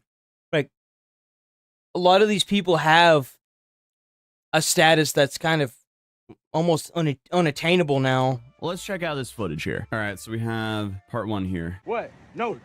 I got him. Hey, yo, you don't want to go neither. Back up. I'm just saying I got it. Back up. Don't worry about it. Back up. Yo, back up. Yo. Where you want to go? You want to back up somebody? What is he doing with his phone? Why did he grab his phone back to do that? Was that the resisting part? I hope so. I hope they charged him for resisting just for that little part. You want to be funny? We tell you to get on the street, go on the street. I know who the you think you are, bro. No, you're not. He was trying after I do it. Who the are you, bro? I was trying to walk up the street, but doesn't matter, bro. All you had to do was get in the sidewalk. That's it. You want to be funny? That's it, bro. So he was filming something in the middle of the road and was probably asked to leave, and he kept filming his bit. That's my guess. Okay, wow, he was like smack in the middle of the road. Everything gotta be some goddamn content, man. That's the security guard, I'm assuming, complaining about this was all over some content. Okay. Damn, it's kind of crazy that even the bodyguard is like, I wonder how many bodyguards this guy's been through that have just been done with it. Let's check out part 2 here. What did he do? He was running a steak hand.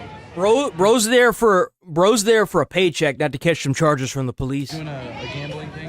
Okay, so he was filming some ad for steak or something. Gotta be some goddamn content, man. Okay, and that's the clip of his security venting about it. Yes. Okay, confirming it was content. I guarantee you he's probably not even going to go to jail. Well, I mean, he'll go to jail. He obviously went to jail, but I don't think he's going to go to prison. I think what'll happen is that he'll probably, use his money and his like fame, since this is the first time this has happened, to get him out of this, unless Florida's just not fucking around with him and they know exactly what kind of person this is. That'll be about the only way that he gets prison time.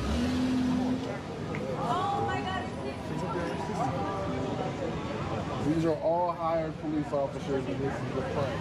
Right. That's calling him a, in quote, shithead. So here last evening, Miami Beach police arrested a social media influencer, Jack Entitled Doherty, little shithead. They actually called him an entitled little shithead. He was walking in the middle of a busy street while live streaming and ignoring the repeated officer demands to clear the roadway. Bravo to the men and women of Miami Beach PD. Ensuring that entitled little shitheads like this know that if you come to Miami Beach, you will respect our city, respect our men and women in blue, and respect our laws, makes our entire community better. Our incredible law enforcement. Amen. Have my full support enforcing our laws, regardless of someone's color, social media account, bank account, or any other arbitrary measure. And that's the way it should be right there. You break the law, you sit in jail. I don't care who you are. Could be Will Smith for all I care. Leads people to wrongly believe they have special entitlement in our city. That's a quote from Commissioner Joe Magazine. And what's interesting as well is like this is all coming off of a viral confrontation he had just a couple days ago, which I think also happened at Miami Beach. Really? It's very understandable what you're doing. Like the fact that your fans like and make hundreds of thousands, if not millions. It's like, who wouldn't do that? But I just think that it's degenerate. I think you're ruining. But walking by people and shouldering them isn't degenerate.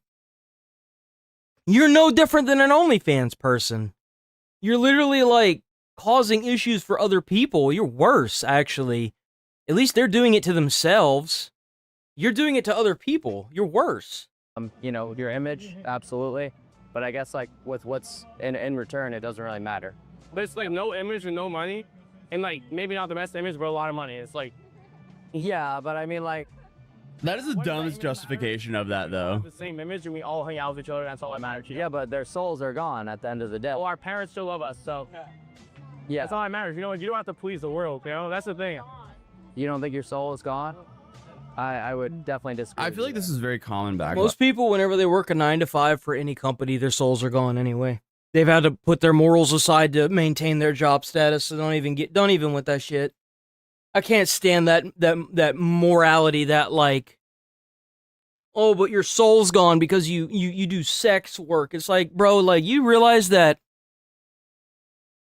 if you work a 9 to 5, like Walmart, for example, the amount of soul sucking some of those retarded customers do to you ruins your entire day. Sometimes it'll even ruin your day off. You have no idea what it takes for a normal person that has to deal with a retarded, fuck-ass, entitled Karen has to do, the amount of tongue biting they have to do, and the restraint.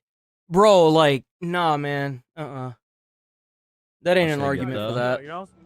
I don't. Yeah, they could say that about me, but it wouldn't. Especially like somebody if Darty, the dumbass, walks in. Broccoli. I'm gonna call him Broccoli because that's what Asman calls him. When Broccoli Boy walks in and causes problems for everybody, the amount of restraint it takes for these employees not to slap the shit out of him and tell them get the fuck out is quite a bit. There's the same thing with them too. You know, it's like people can say it, but it's not true. You know, they're also like completely normal people. You know. Well, do you acknowledge the fact that you'll never likely be able to have a relationship that's like permanent? I have to say relationships. They're going. Yeah. Don't say it on stream. No, I'm kidding. But anyone who's like willing to put up with you know, your whole package, I feel like is not going to be someone who's Shit, a lot to put up with, Grace. A lot of food comes with her. A lot of sassy frat. Maybe I'm being negative and I'm not with the times, but I just don't see any man willing to take you on. Yo, that's crazy. Well, now what? Well, that just shows how simple-minded you are. That's all. He has no choice now, like, but to find a man that's gonna take her on. Well, yeah, no, you gotta double down on your. I'd be like, yeah. Definitely gotta double down on it. So that clip went pretty viral, but this is like the extremely common feedback that they get. So I'm kind of surprised that Jack hasn't came up with better comebacks when people are giving him the same thing over and over again. But, I mean, at this point, I feel like it's very clear that people dislike how they promote themselves, as they essentially paddle this adult content straight to kids. And it's very clear by the way they market themselves. A little bit of a stretch, though, but the dude did call him out for being soulless, and now they were arrested for filming a gambling promotion in the middle of the street. Either way, though, Jack's bodyguard might be feeling like this right now. So, I mean, going off of the information that we have right now, I feel like they're filming some sort of gambling promotion or something like that. So yeah, because his entire life is kind of like a skill issue. And currently he's now alone, can carry 5 years in prison. Then he has possession of under 20 G. These are worse than what people think. Because he's facing a felony for possession of controlled substances, which alone can carry 5 years in prison. Damn. He has possession of under 20 G's of that Bob Marley special, which is a first-degree misdemeanor with up to 1 year in jail. And then on top of that, he's being charged with resisting an officer without violence, which is another possible year. So altogether stacked, he's technically looking at up to 7 years behind bars in an absolute idiot. Worst case. That's what he gets. What a fucking dumbass. You go to Florida. He really went to Florida and thought that he was gonna fuck around and not find out. That's what you get, Darty. Darty. I don't even know how you say your name, fucking broccoli bitch. Realistically, though, he probably won't see anything near this because, you know, from what I can tell, he's a first-time offender. So yeah, he'll probably just end up getting probation or some sort of diversion. Overall, that's what I was saying. Is like I doubt he's actually gonna go to like prison. He's probably just gonna like get a slap on the wrist for the most part. I don't really see this as being a super big deal, ironically. He likely has a stimulant prescription. He has a personal use amount of bud. And obviously, resisting arrest and being a moron on the street, that's probably the worst thing going for him here. Unless whatever stimulants he had on him were not prescribed to him. Then he could actually be in a whole nother world of trouble. So the most is probably... He's just an idiot.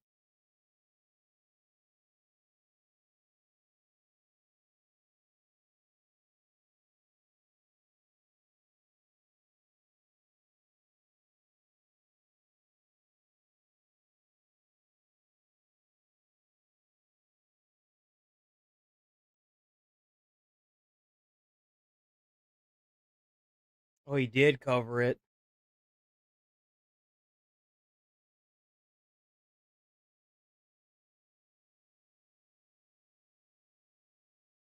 Oh, crap. Where did it go? You're looking at a man who... Hold on. Give me 1 second.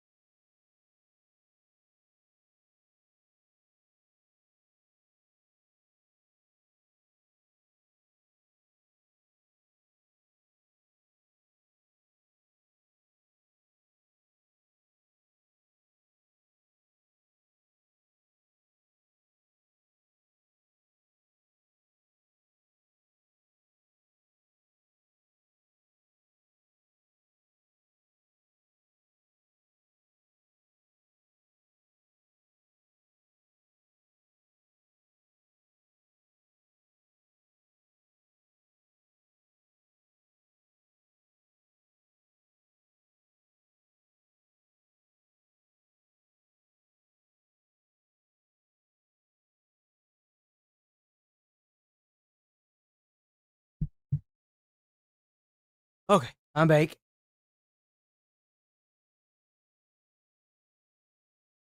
We might end a little early. We'll probably watch like this and maybe a couple more and then probably end. Who finally broke the cycle? Can you tell? I feel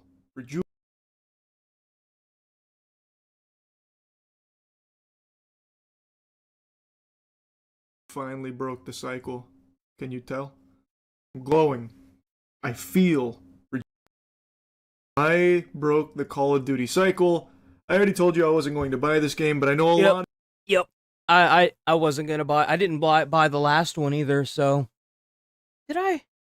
No, maybe I did buy the one with the zombies, huh? You really thought that I was going to cave in and succumb to the beckoning siren song of Call of Duty for some reason. So the game dropped. Stream chat was telling me I need to play it. I'm not playing it. But what I did see from Call of Duty Black Ops 7 is a skibbity toilet boss fight. And that's all I need to know in order to feel vindicated that I made the right choice. Now, I have seen some positive, but also, apparently, this one is very lazy. Like, even lazier than normal Call of Duty, in that it uses AI art in a few places. Apparently, there's a big hoopla about, like, the Jin AI that this game uses. And Black Ops 7? Here, in case anyone doesn't know, big spoilers. This is apparently the final boss. And it is literally a skibbity toilet boss fight. It's crazy. Yep. Very cool. That looks so fucking stupid.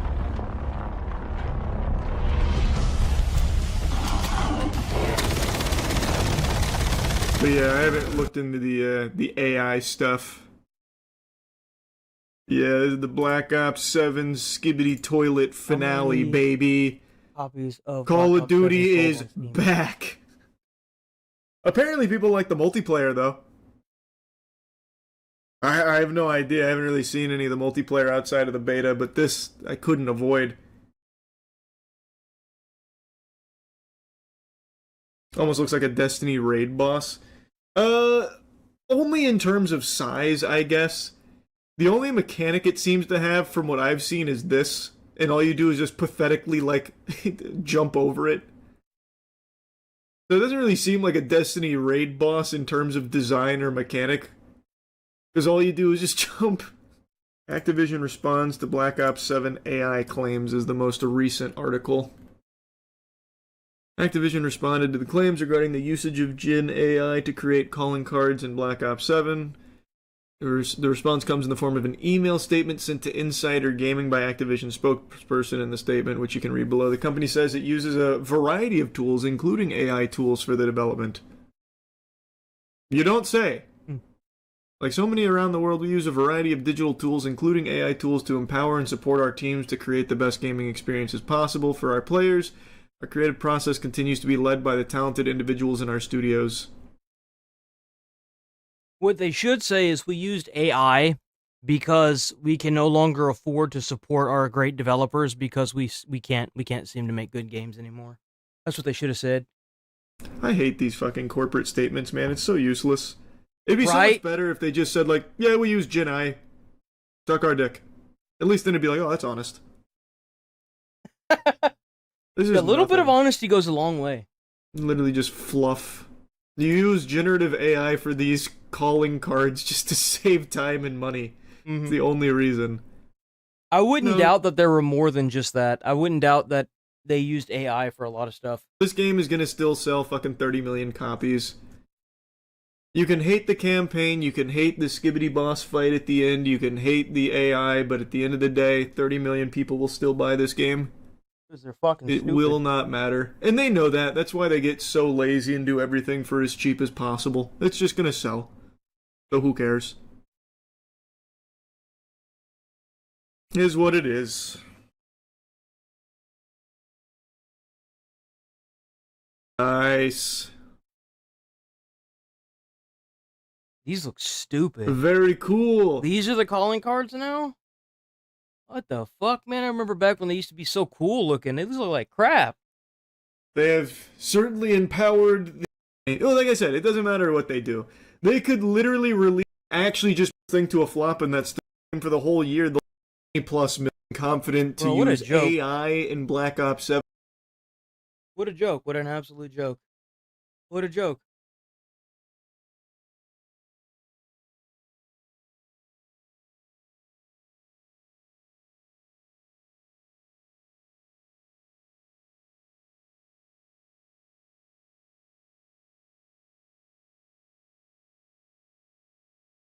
So apparently, allegedly, there is an email that is going around circulating now of Trump sucking someone's dick. I don't know, where's it at? Is it this one? From the Epstein files. In moments before, oh yeah, this was crazy. So this woman here was taking text Epstein while she was in Democrat in Congress texting Epstein moments before, oh yeah, this was crazy. Was taking text messages from Jeffrey Epstein while she was in Congress. Newly released documents reviewed by the Washington Post. Jeffrey Epstein was texting with Delegate Stacey Plaskett. She's the Democrat. The Post reviewed multiple video feeds from the hearing and matched with the texts, which were sent in Pacific time with the video. This was when Barack Obama was president of the United States. Are you chewing? Not anymore. Sent from her. Not anymore. Sent 2 minutes later. Text from Jeffrey Epstein. Cohen brought up Rona, keeper of the secrets. My privilege, yes, I will turn it over. You, as my friend Mr. Meadows pointed out, misled this committee even today in a written submission that contradicted your testimony. She goes, Rona. So she's just sitting there texting Jeffrey Epstein in the middle of a congressional hearing. Quick, I'm up next. Is that an acronym? Wait, so she's asking him for advice. She's soliciting his advice. She's like, please help me, Jeffrey. Help me. Today, it was your idea. He said that's his assistant. Mr. Yeah, this was, Jeffrey Epstein was her chat GPT. Weisenberg and other individuals, Ms. Rona. Who are those individuals? Are they with the Trump organization? They and are. Are there other people that we should be meeting with? As Ms. Rona, what is Ms. Rona's position? Rona Graff is the Mr. Trump's executive assistant. And would she be able to corroborate many of the statements that you've made here? Yes, she was. Her office is directly next to his. He goes, good work. He's sitting there, what? Good job. Bro, what? What a nice guy. A lot. Oh my God. This really doesn't help the idea that there are people controlling the government and it's on both sides. And what's crazy is like this only has 1.5 million views. I think this is like one of the biggest stories. I get so frustrated about the Epstein stuff because most of us just want to have the weirdos get arrested. That's it. I don't care whether it's Trump, Bill Clinton, Barack Obama, George Soros, Hassan Piker, Hillary Clinton. I don't care. Just arrest them. That's so weird. It's so weird. Here we go. Is the big question of this went crazy on Saturday or Sunday. Yesterday, I mean. The day. Here we go. Big question of the day. Did Donald Trump suck Bill Clinton's? Nobody knows the answer to that. But it's in an email. 100%. I think that it would be the funniest outcome if it turns out that Donald Trump was actually in the Epstein files, but it wasn't for being a pedo. It was for sucking Bill Clinton's.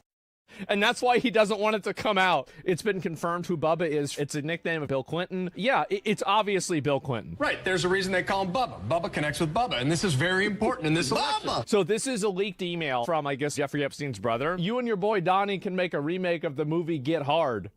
What? What is your boy? What is your boy Donald? What's your boy Donald doing? How about that? Ask him if Putin has the photos of Trump blowing Bubba. So there we go, right? You know what I think Trump should do? I think he should post a photo of him and Bill Clinton from back in the day and just title it Me and Bubba. Never elaborate, never say anything. There are people who are 99% sure that he didn't. You have to admit that you're not 100% sure. And I think that's what makes it interesting. I think the probability of it is about 5%. And the funniest part about it would be that nobody would know.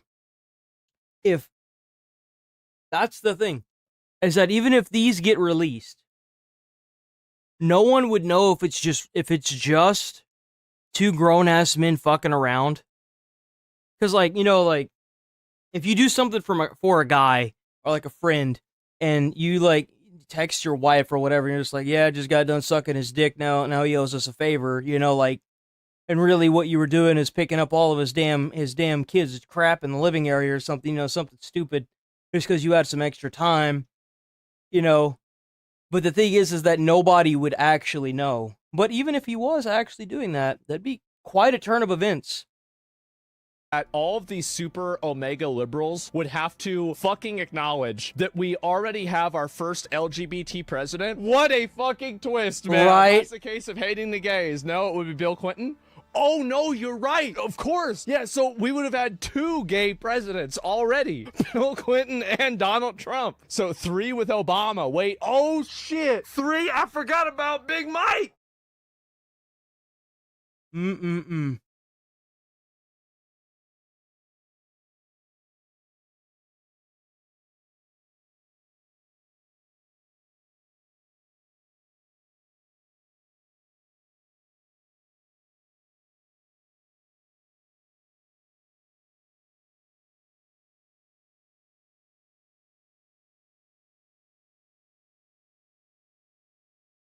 Trump is now calling on.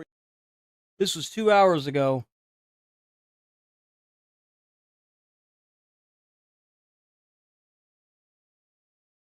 Republicans to release the Epstein files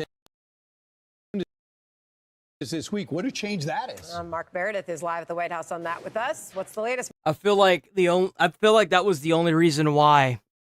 What if that was the only reason why Trump stopped trying to advocate for the files to be released? Mark?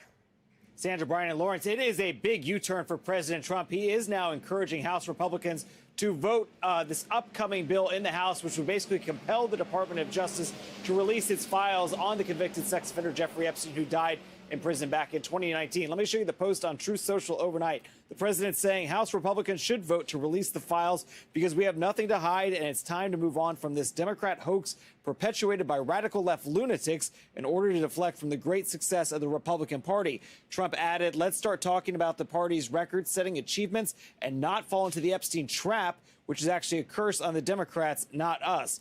Now, the president has repeatedly called this Epstein probe, which has gained steam on Capitol Hill, even in just recent days, a hoax. We heard from House Speaker Mike Johnson over the weekend, who says this is all about politics, not transparency. Remember, the Biden DOJ had every one of these files in their possession for 4 years, and neither Hakeem Jeffries or Ro Khanna or Thomas Massie or any of them ever said a word about it. President Trump has clean hands. He's not worried about it. I talk to him all the time. He has nothing to do with this. He's frustrated that they're Well, I was going to say, if they wanted to bury Trump, they would have released the files whenever Biden was in office for 4 years, but they didn't. Into a political issue, and it's not surprising because the Democrats have nothing else to talk about. Perhaps one of the most... It does make you wonder, like, once the file, they actually release the files, once that's done, what are they going to bitch about next? Dramatic moments we've seen in the past 48 hours or so is Congresswoman Marjorie Taylor Greene of Georgia, who is a staunch supporter of the president, who has been out there publicly saying she wants to see these documents released and she's going to vote in favor of it. She and Trump are now in a war of words with each other, and he is being very critical of her, saying basically he doesn't want to see her in Congress anymore. He's not going to endorse her. He also said that the threats that she's getting, that he does not believe public safety is a risk for her. She says she's gotten a lot of threats from coming out in support of this. But Sandra, Brian, and Lawrence, there, I think, is another X factor in all of this is going to happen. So the House will vote on whether or not to release the files. All indications are the votes will be there. It kicks it over to the Senate. We don't know what the Senate is going to do, whether or not it would actually get a vote there. And then there's always the possibility of a presidential veto, which would kick this issue back to Congress. And we'll see if the president has any more to say on the timeline of how that could happen when he speaks a little bit later on today. Lawrence, Brian, and Sandra. Thanks so much. I feel like if Trump's not going to take that hit to his reputation. If it gets past the Senate, Trump will probably approve it. And the key is, just so you know, part of the reason why they didn't want to throw this out is because he was hanging out with the rich, the famous for 10, he was 15, with 20 people all over the world. The likelihood that this doesn't ruin countries is so slim. Like, this isn't even just an American problem. This guy had ties to some of the most wealthy people in the world. This could bury governments across the world. So apparently we've got a massive revolt in Mexico. People died, and the people of Mexico are sick and tired of the cartel running everything. So they are literally overthrowing their government as we speak. Protests against their liberal president, Sheinbaum, which got so intense, their police even brought back the Mexico just saw against their liberal president, Sheinbaum, which got so intense, their police even brought back the Greek phalanx. But oddly, the mainstream media skewed this story from the perspective of the accused narco president. It'll be interesting to see which outlets view this from the citizen side and which writers report this from the perspective of the cartels. As all of this started when a Mexican mayor took on the cartels, only to be assassinated days later. The Trump administration began... That's crazy. So he wanted to take out the cartels, and he got assassinated by them. ...planning going into Mexico... To give you an idea, the cartel's power is so strong, they're able to put out hits on ICE members. And you wonder why we're blowing up their fucking boats. ...with the military stating the cartels run their government. Because the cartels... Because they do. They do run their government. Cartels have a tremendous grip on Mexico and the politicians. You realize that they assassinated what would have been a standing president of Mexico? They absolutely do. And the people that get elected. To which Mexican President Sheinbaum stated something to the effect of, "We must protect the cartels from fascism." Entonces, estos llamados autoritarios... Protect the cartels from fascism. Are you crazy? That's the reason why they're burning down their goddamn capital right there.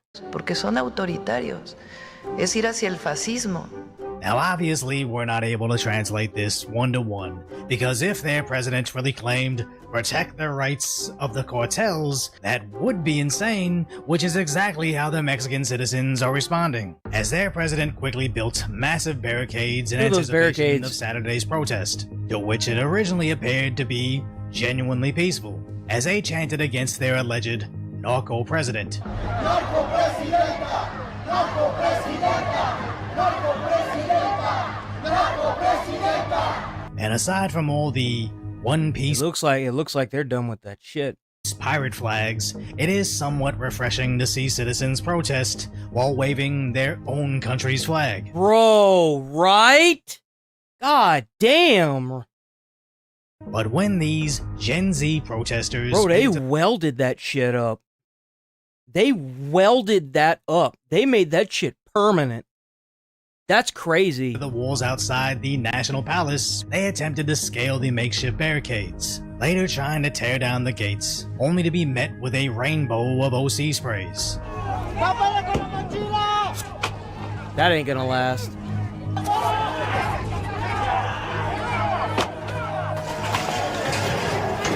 But this didn't deter them, as they kept at it, chanting, "Yes, we can."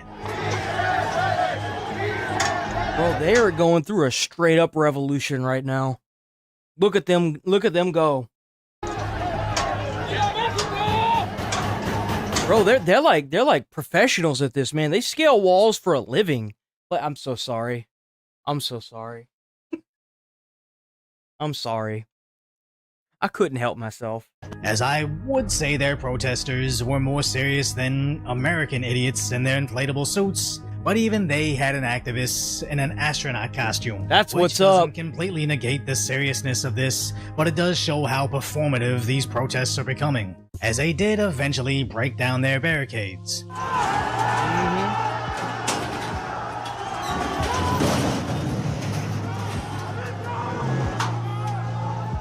Using the other gates to face off with the police.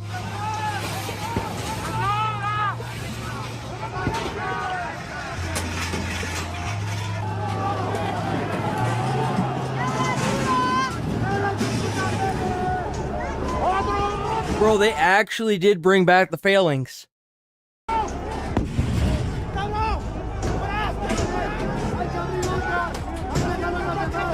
They in there like Sparta, bro. Look at that. Successfully taking away other parts of the barricade. There it is.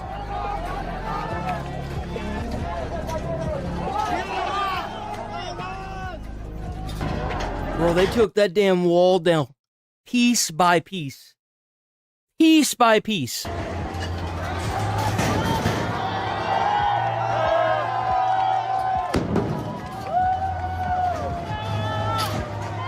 They welded that shit shut and they were like, nope.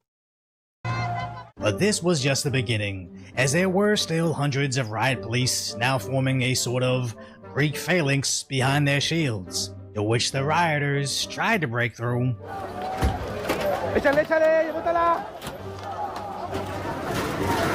Bro, look at them. They're all like huddled together, bro. What the fuck? Implementing some not so successful tactics.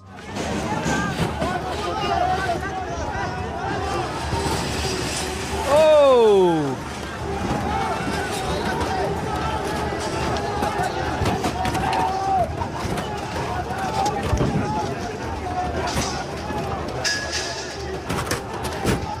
Oh, they got a shield! One of the weaklings! Attack that spot! Until the police phalanx began to advance on their position.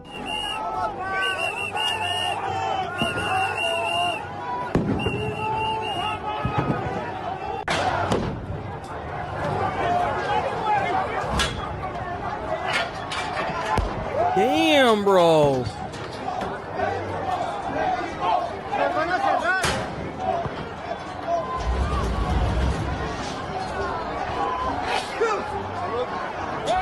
And when they finally clashed, it didn't go so well for the Gen Z rioters, with some of the riot police being snatched by the mob and beaten.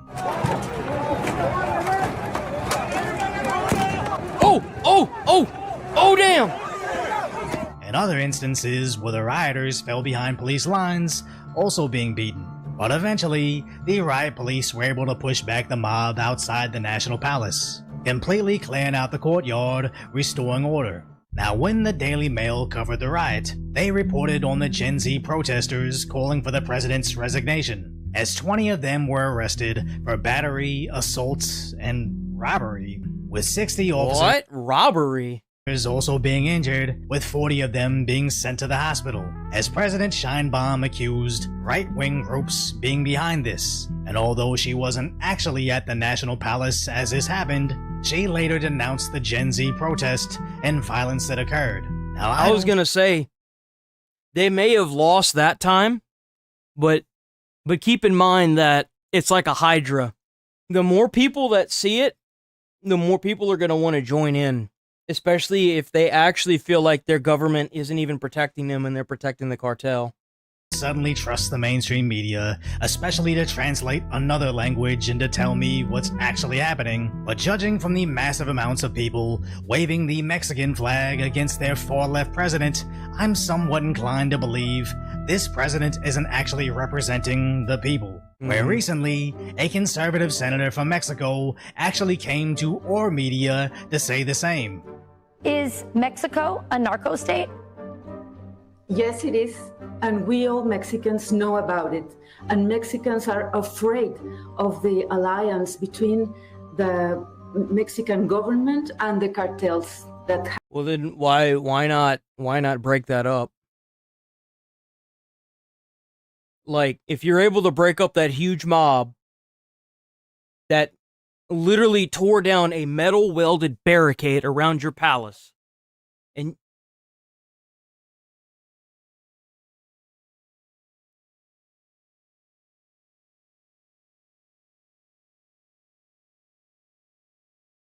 but you can't seem to break up a few cartels. Do the same thing that Trump does, man. Kill the top leader, and then and eventually you'll run out of leaders and you'll find the Indian that wants to follow the leader. That's what you do. Have infested our nation. Can you explain this alliance between the president, her party, the Morena party, and the cartels?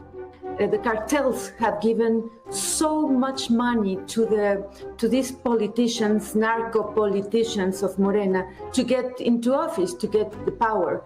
So they protect, the Mexican government protects the cartels.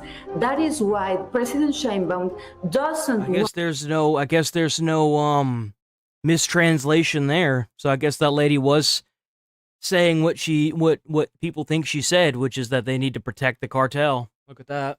That's crazy. And the strong American leadership to help Mexico defeat the cartels. And also Sheinbaum doesn't want the rest of the world to know what is happening here in Mexico. You realize that there is a portion of the Mexican government that wants Trump to help them. If he's such a fascist, and he's such a schizo, and he's so crazy, and he's such a Hitler person, and all this and all that, then why is he stopping so many fucking wars? If he's such a bad damn... I'm not going to say that he's an angel. I think he's fucking creepy. I'm not a big fan of our tangerine warlord, okay? But I'm also not going to say he hasn't done stuff, though I wish that he'd do more stuff for Americans, because everything seems to keep going up and up and up. We are on the steps to be the next Venezuela. Which really makes you wonder why places like left-wing Bloomberg see this story and write their article from the perspective of how can President Sheinbaum stop these protests, and not why does most of Mexico believe they have a narco president. So if you were... That's crazy. Check out Decoy Voice, Decoy Voice. Hell yeah, Decoy Voice.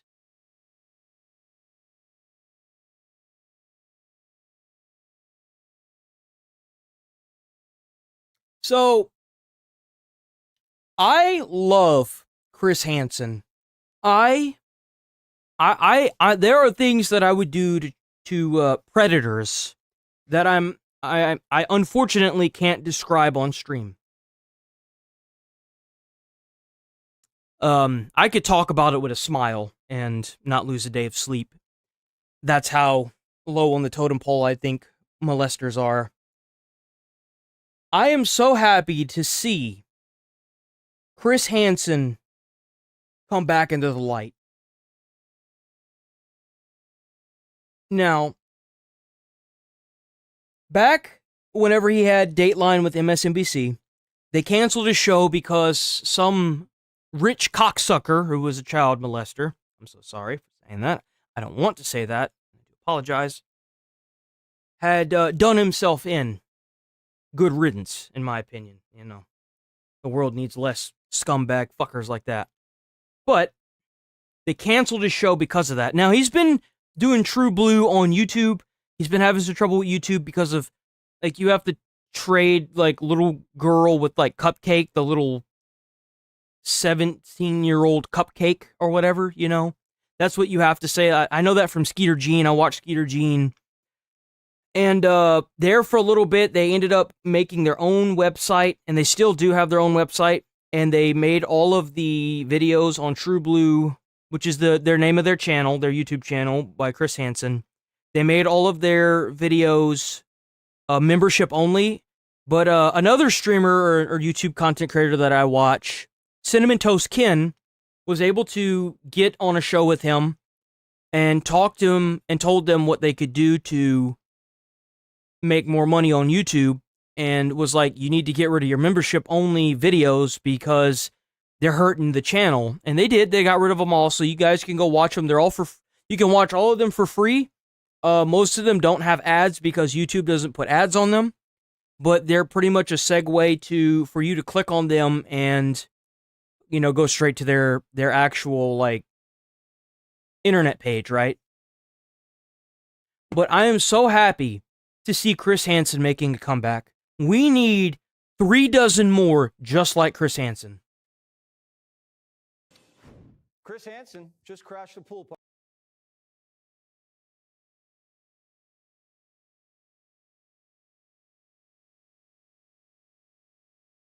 party.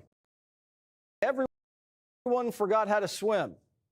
Yep, I'm gonna need you to go right over there by that island. I just said right over there. Just stand right over there. Yes, sir. Hey, I told you, bro. Jerry Lee, get over here. Sir, right here. Yes, sir. So they're boxing her because she was the decoy. They are now blurring the face of any decoy they have on the show for their own protection. Most of them work with the police, so. Man, we just said that, man. You just said what? Hey, we ain't And every operation he does is still with the full work of the police. So on True Blue, everything he does is with the police. coming over here on no freaky man. All right. Jerry Lee, you get over here. She told me she was 18. Get over That's here. a nice I gotta house. talk, son. I just said that, man. I just watched one of your videos. You did? You saw one of my videos? Hold on. Yes, sir. I'm not just. It's just a towel. Yes. We'll talk about that in a minute. Right there. Yes, sir. What are you guys doing here? She told me she was 18. Wait. I'm going to talk to you in a minute. Just Yes, hold sir. on. Sit right there. Now, you talked about anal sex and regular sex. That was before, right? No, it was after she said she was 15, Jerry Lee. Man, I promise, man. This on my kids, my life, man. I just came just to It don't really matter what you say. No one cares. get in the pool. We was just gonna chill. When Hansen was done fishing out the creeps from the deep end, he went after a dirty doc, a 41-year-old physician trying to give a 15-year-old a checkup. Hey, doctor. How you doing? Come on over here. Hello, sir. How you doing? Good. Why don't you have a seat on that stool right over there? I didn't know that doctors still made house calls. And why did you think it was appropriate, doctor, to come over here and meet a girl who was 15? Were you going to give her an exam of some sort? No. Maybe I was bullied. Maybe you were bullied. You didn't look bullied when What? you came in here and gave her a big hug. All lovey-dovey. You didn't seem bullied in the conversation when you asked if she had shucked her oyster yet. All Jesus. three guys from the busts charged with soliciting a minor online. Host of Takedown, Chris Hansen, is here. Wow, so that Oh, there he is. He's on Fox, boys. doctor, I mean, he sees patients. He probably sees children. He's a kidney specialist in New Orleans, right? He's here from Pakistan, where he's a citizen, on a work visa, legally. You know, I gotta give it to them if they're trying to use this illegal or this immigration thing. Like, you would be surprised how many of these guys Hansen takes down on True Blue that are on work visas. There are a lot. And then once this happens to them, when they get out of jail, they deport themselves and they just completely skip all their court dates and everything. And this chat is happening on the very last night of the sting. And we're thinking, could it really be a doctor? Is he just making this up to have some credibility or groom the child? Well, they make an account and then they put it out there. And that if people kind of like a dating site, so they make a fake account, the police do, and the police are in control of everything. So then they bring the guy in and they get him. They get him. So Chris isn't there as he's there to, he wants to do the show, yes, but he rounds up the police and is like, hey, I want to do this thing.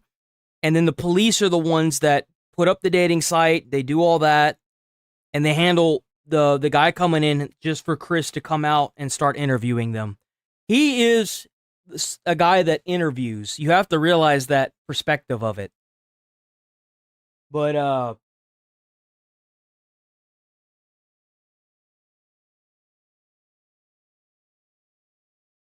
2 hours. so if I don't think they've caught any women yet, but I don't think they've tried. The police anyway. I would like to see that. I want to see all these sickos get caught.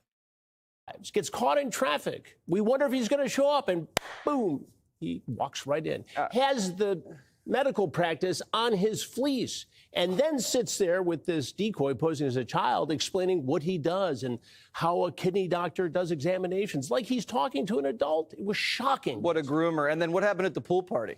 The pool party, well, old Jerry Lee, in his conversation, he specifically said to the decoy, well, you know that Chris Hansen does stings down here sometimes with the sheriff, sends her an article.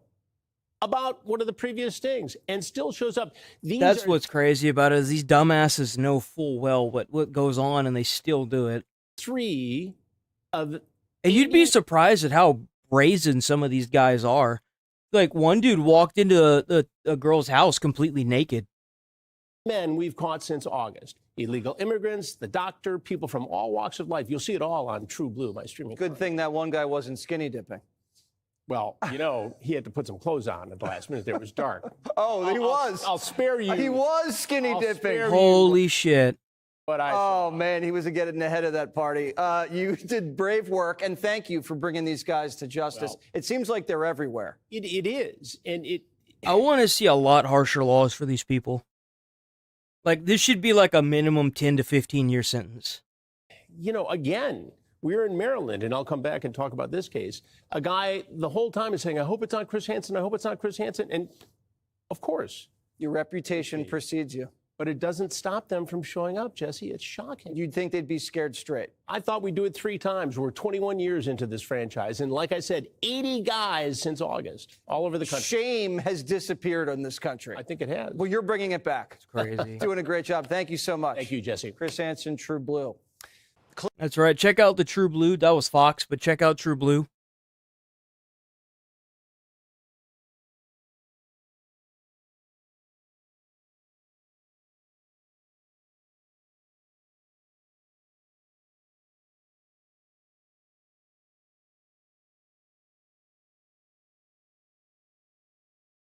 Protests breaking out in Mexico City.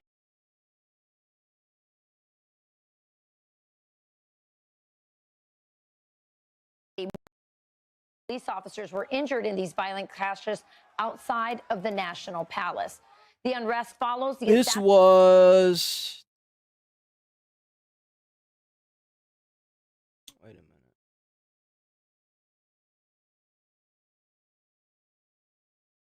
Oh, fuck. Did I close that? Son of a bitch.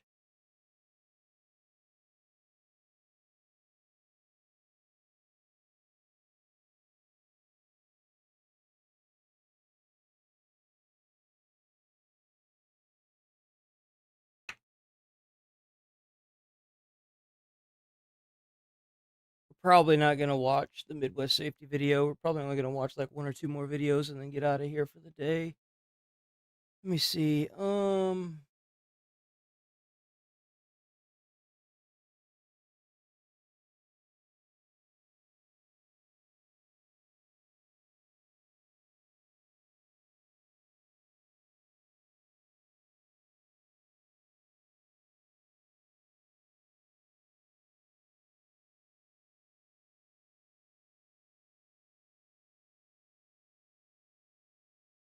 Damn, another power plant?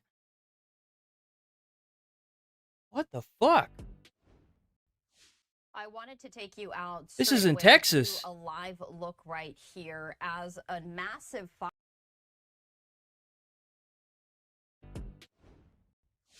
I wanted to take you out straight away to a live look right here as continues to burn in San Leon, Texas. We've been sharing with you some of these live This is a power plant in images Texas. For hours now, and still we see a very heavy flame and smoke coming from this decommissioned electrical plant.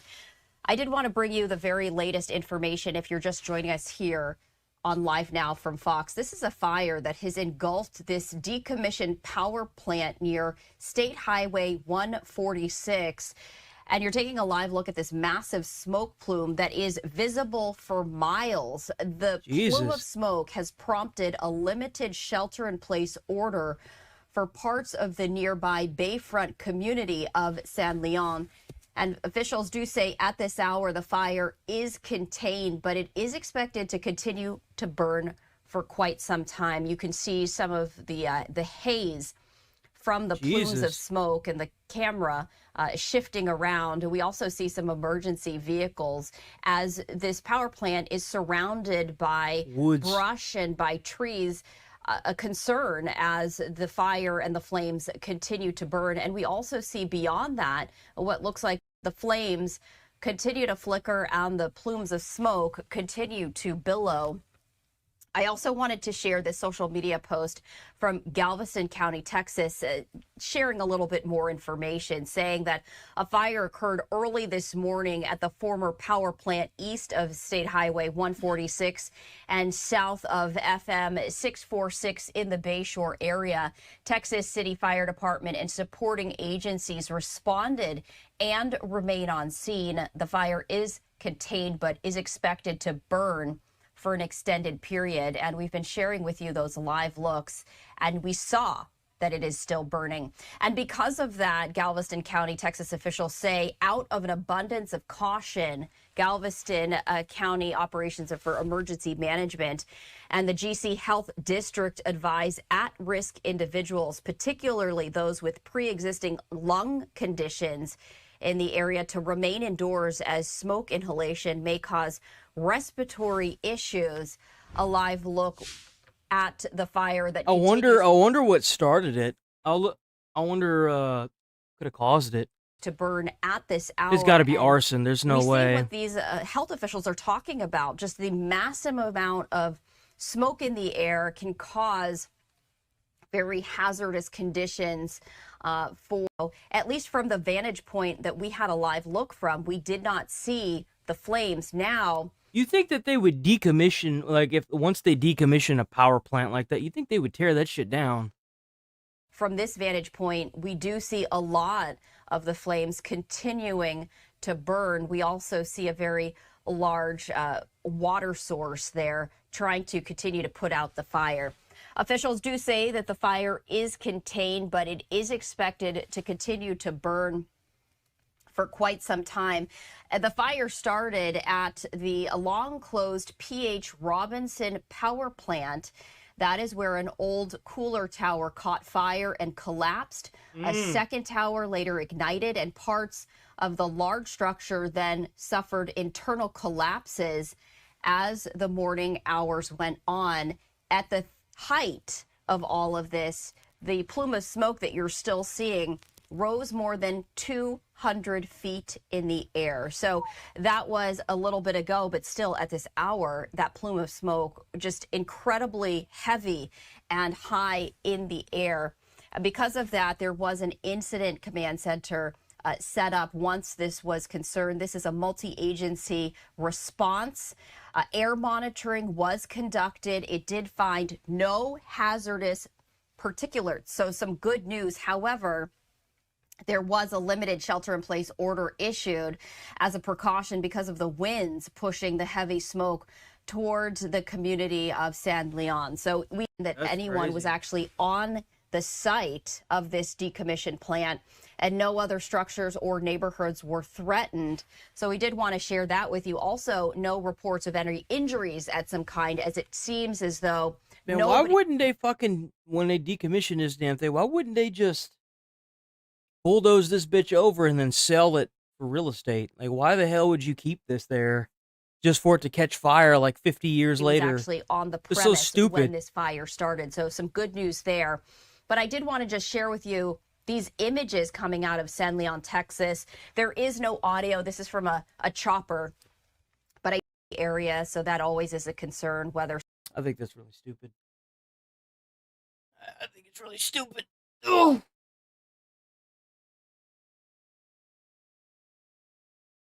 I don't understand why the U.S. government should even be able to hold land like that if they're not going to use it. That's crazy looking. Okay, well, I think I'm probably going to roll up out of here 30 minutes early today. Like I said, I got the management of the apartments trying to check everyone's units, and I'm hoping that they open the door to the bedroom so I can get me some money, but I doubt they will. All right.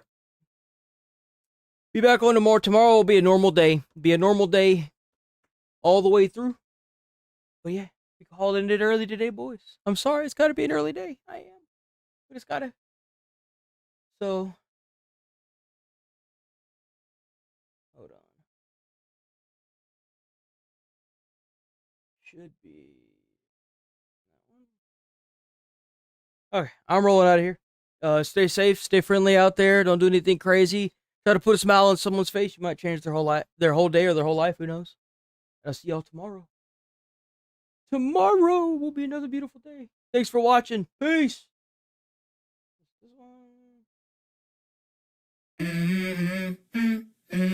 Let's go.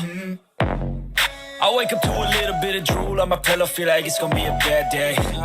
Yeah, I'm tired of shit, and the coffee ain't hit yet. Damn, ain't that great. I don't wanna go to work, cause my boss is a jerk, and I'm not even that paid. I need a change in my life, cause I don't feel alive, and there's nothing that makes me happy. Hold my beer for a minute. I'm about to quit my job, cash in for a ticket. I'm going on a trip, and I don't plan to visit. I'm gonna stay there till I feel like I'm winning. And this is just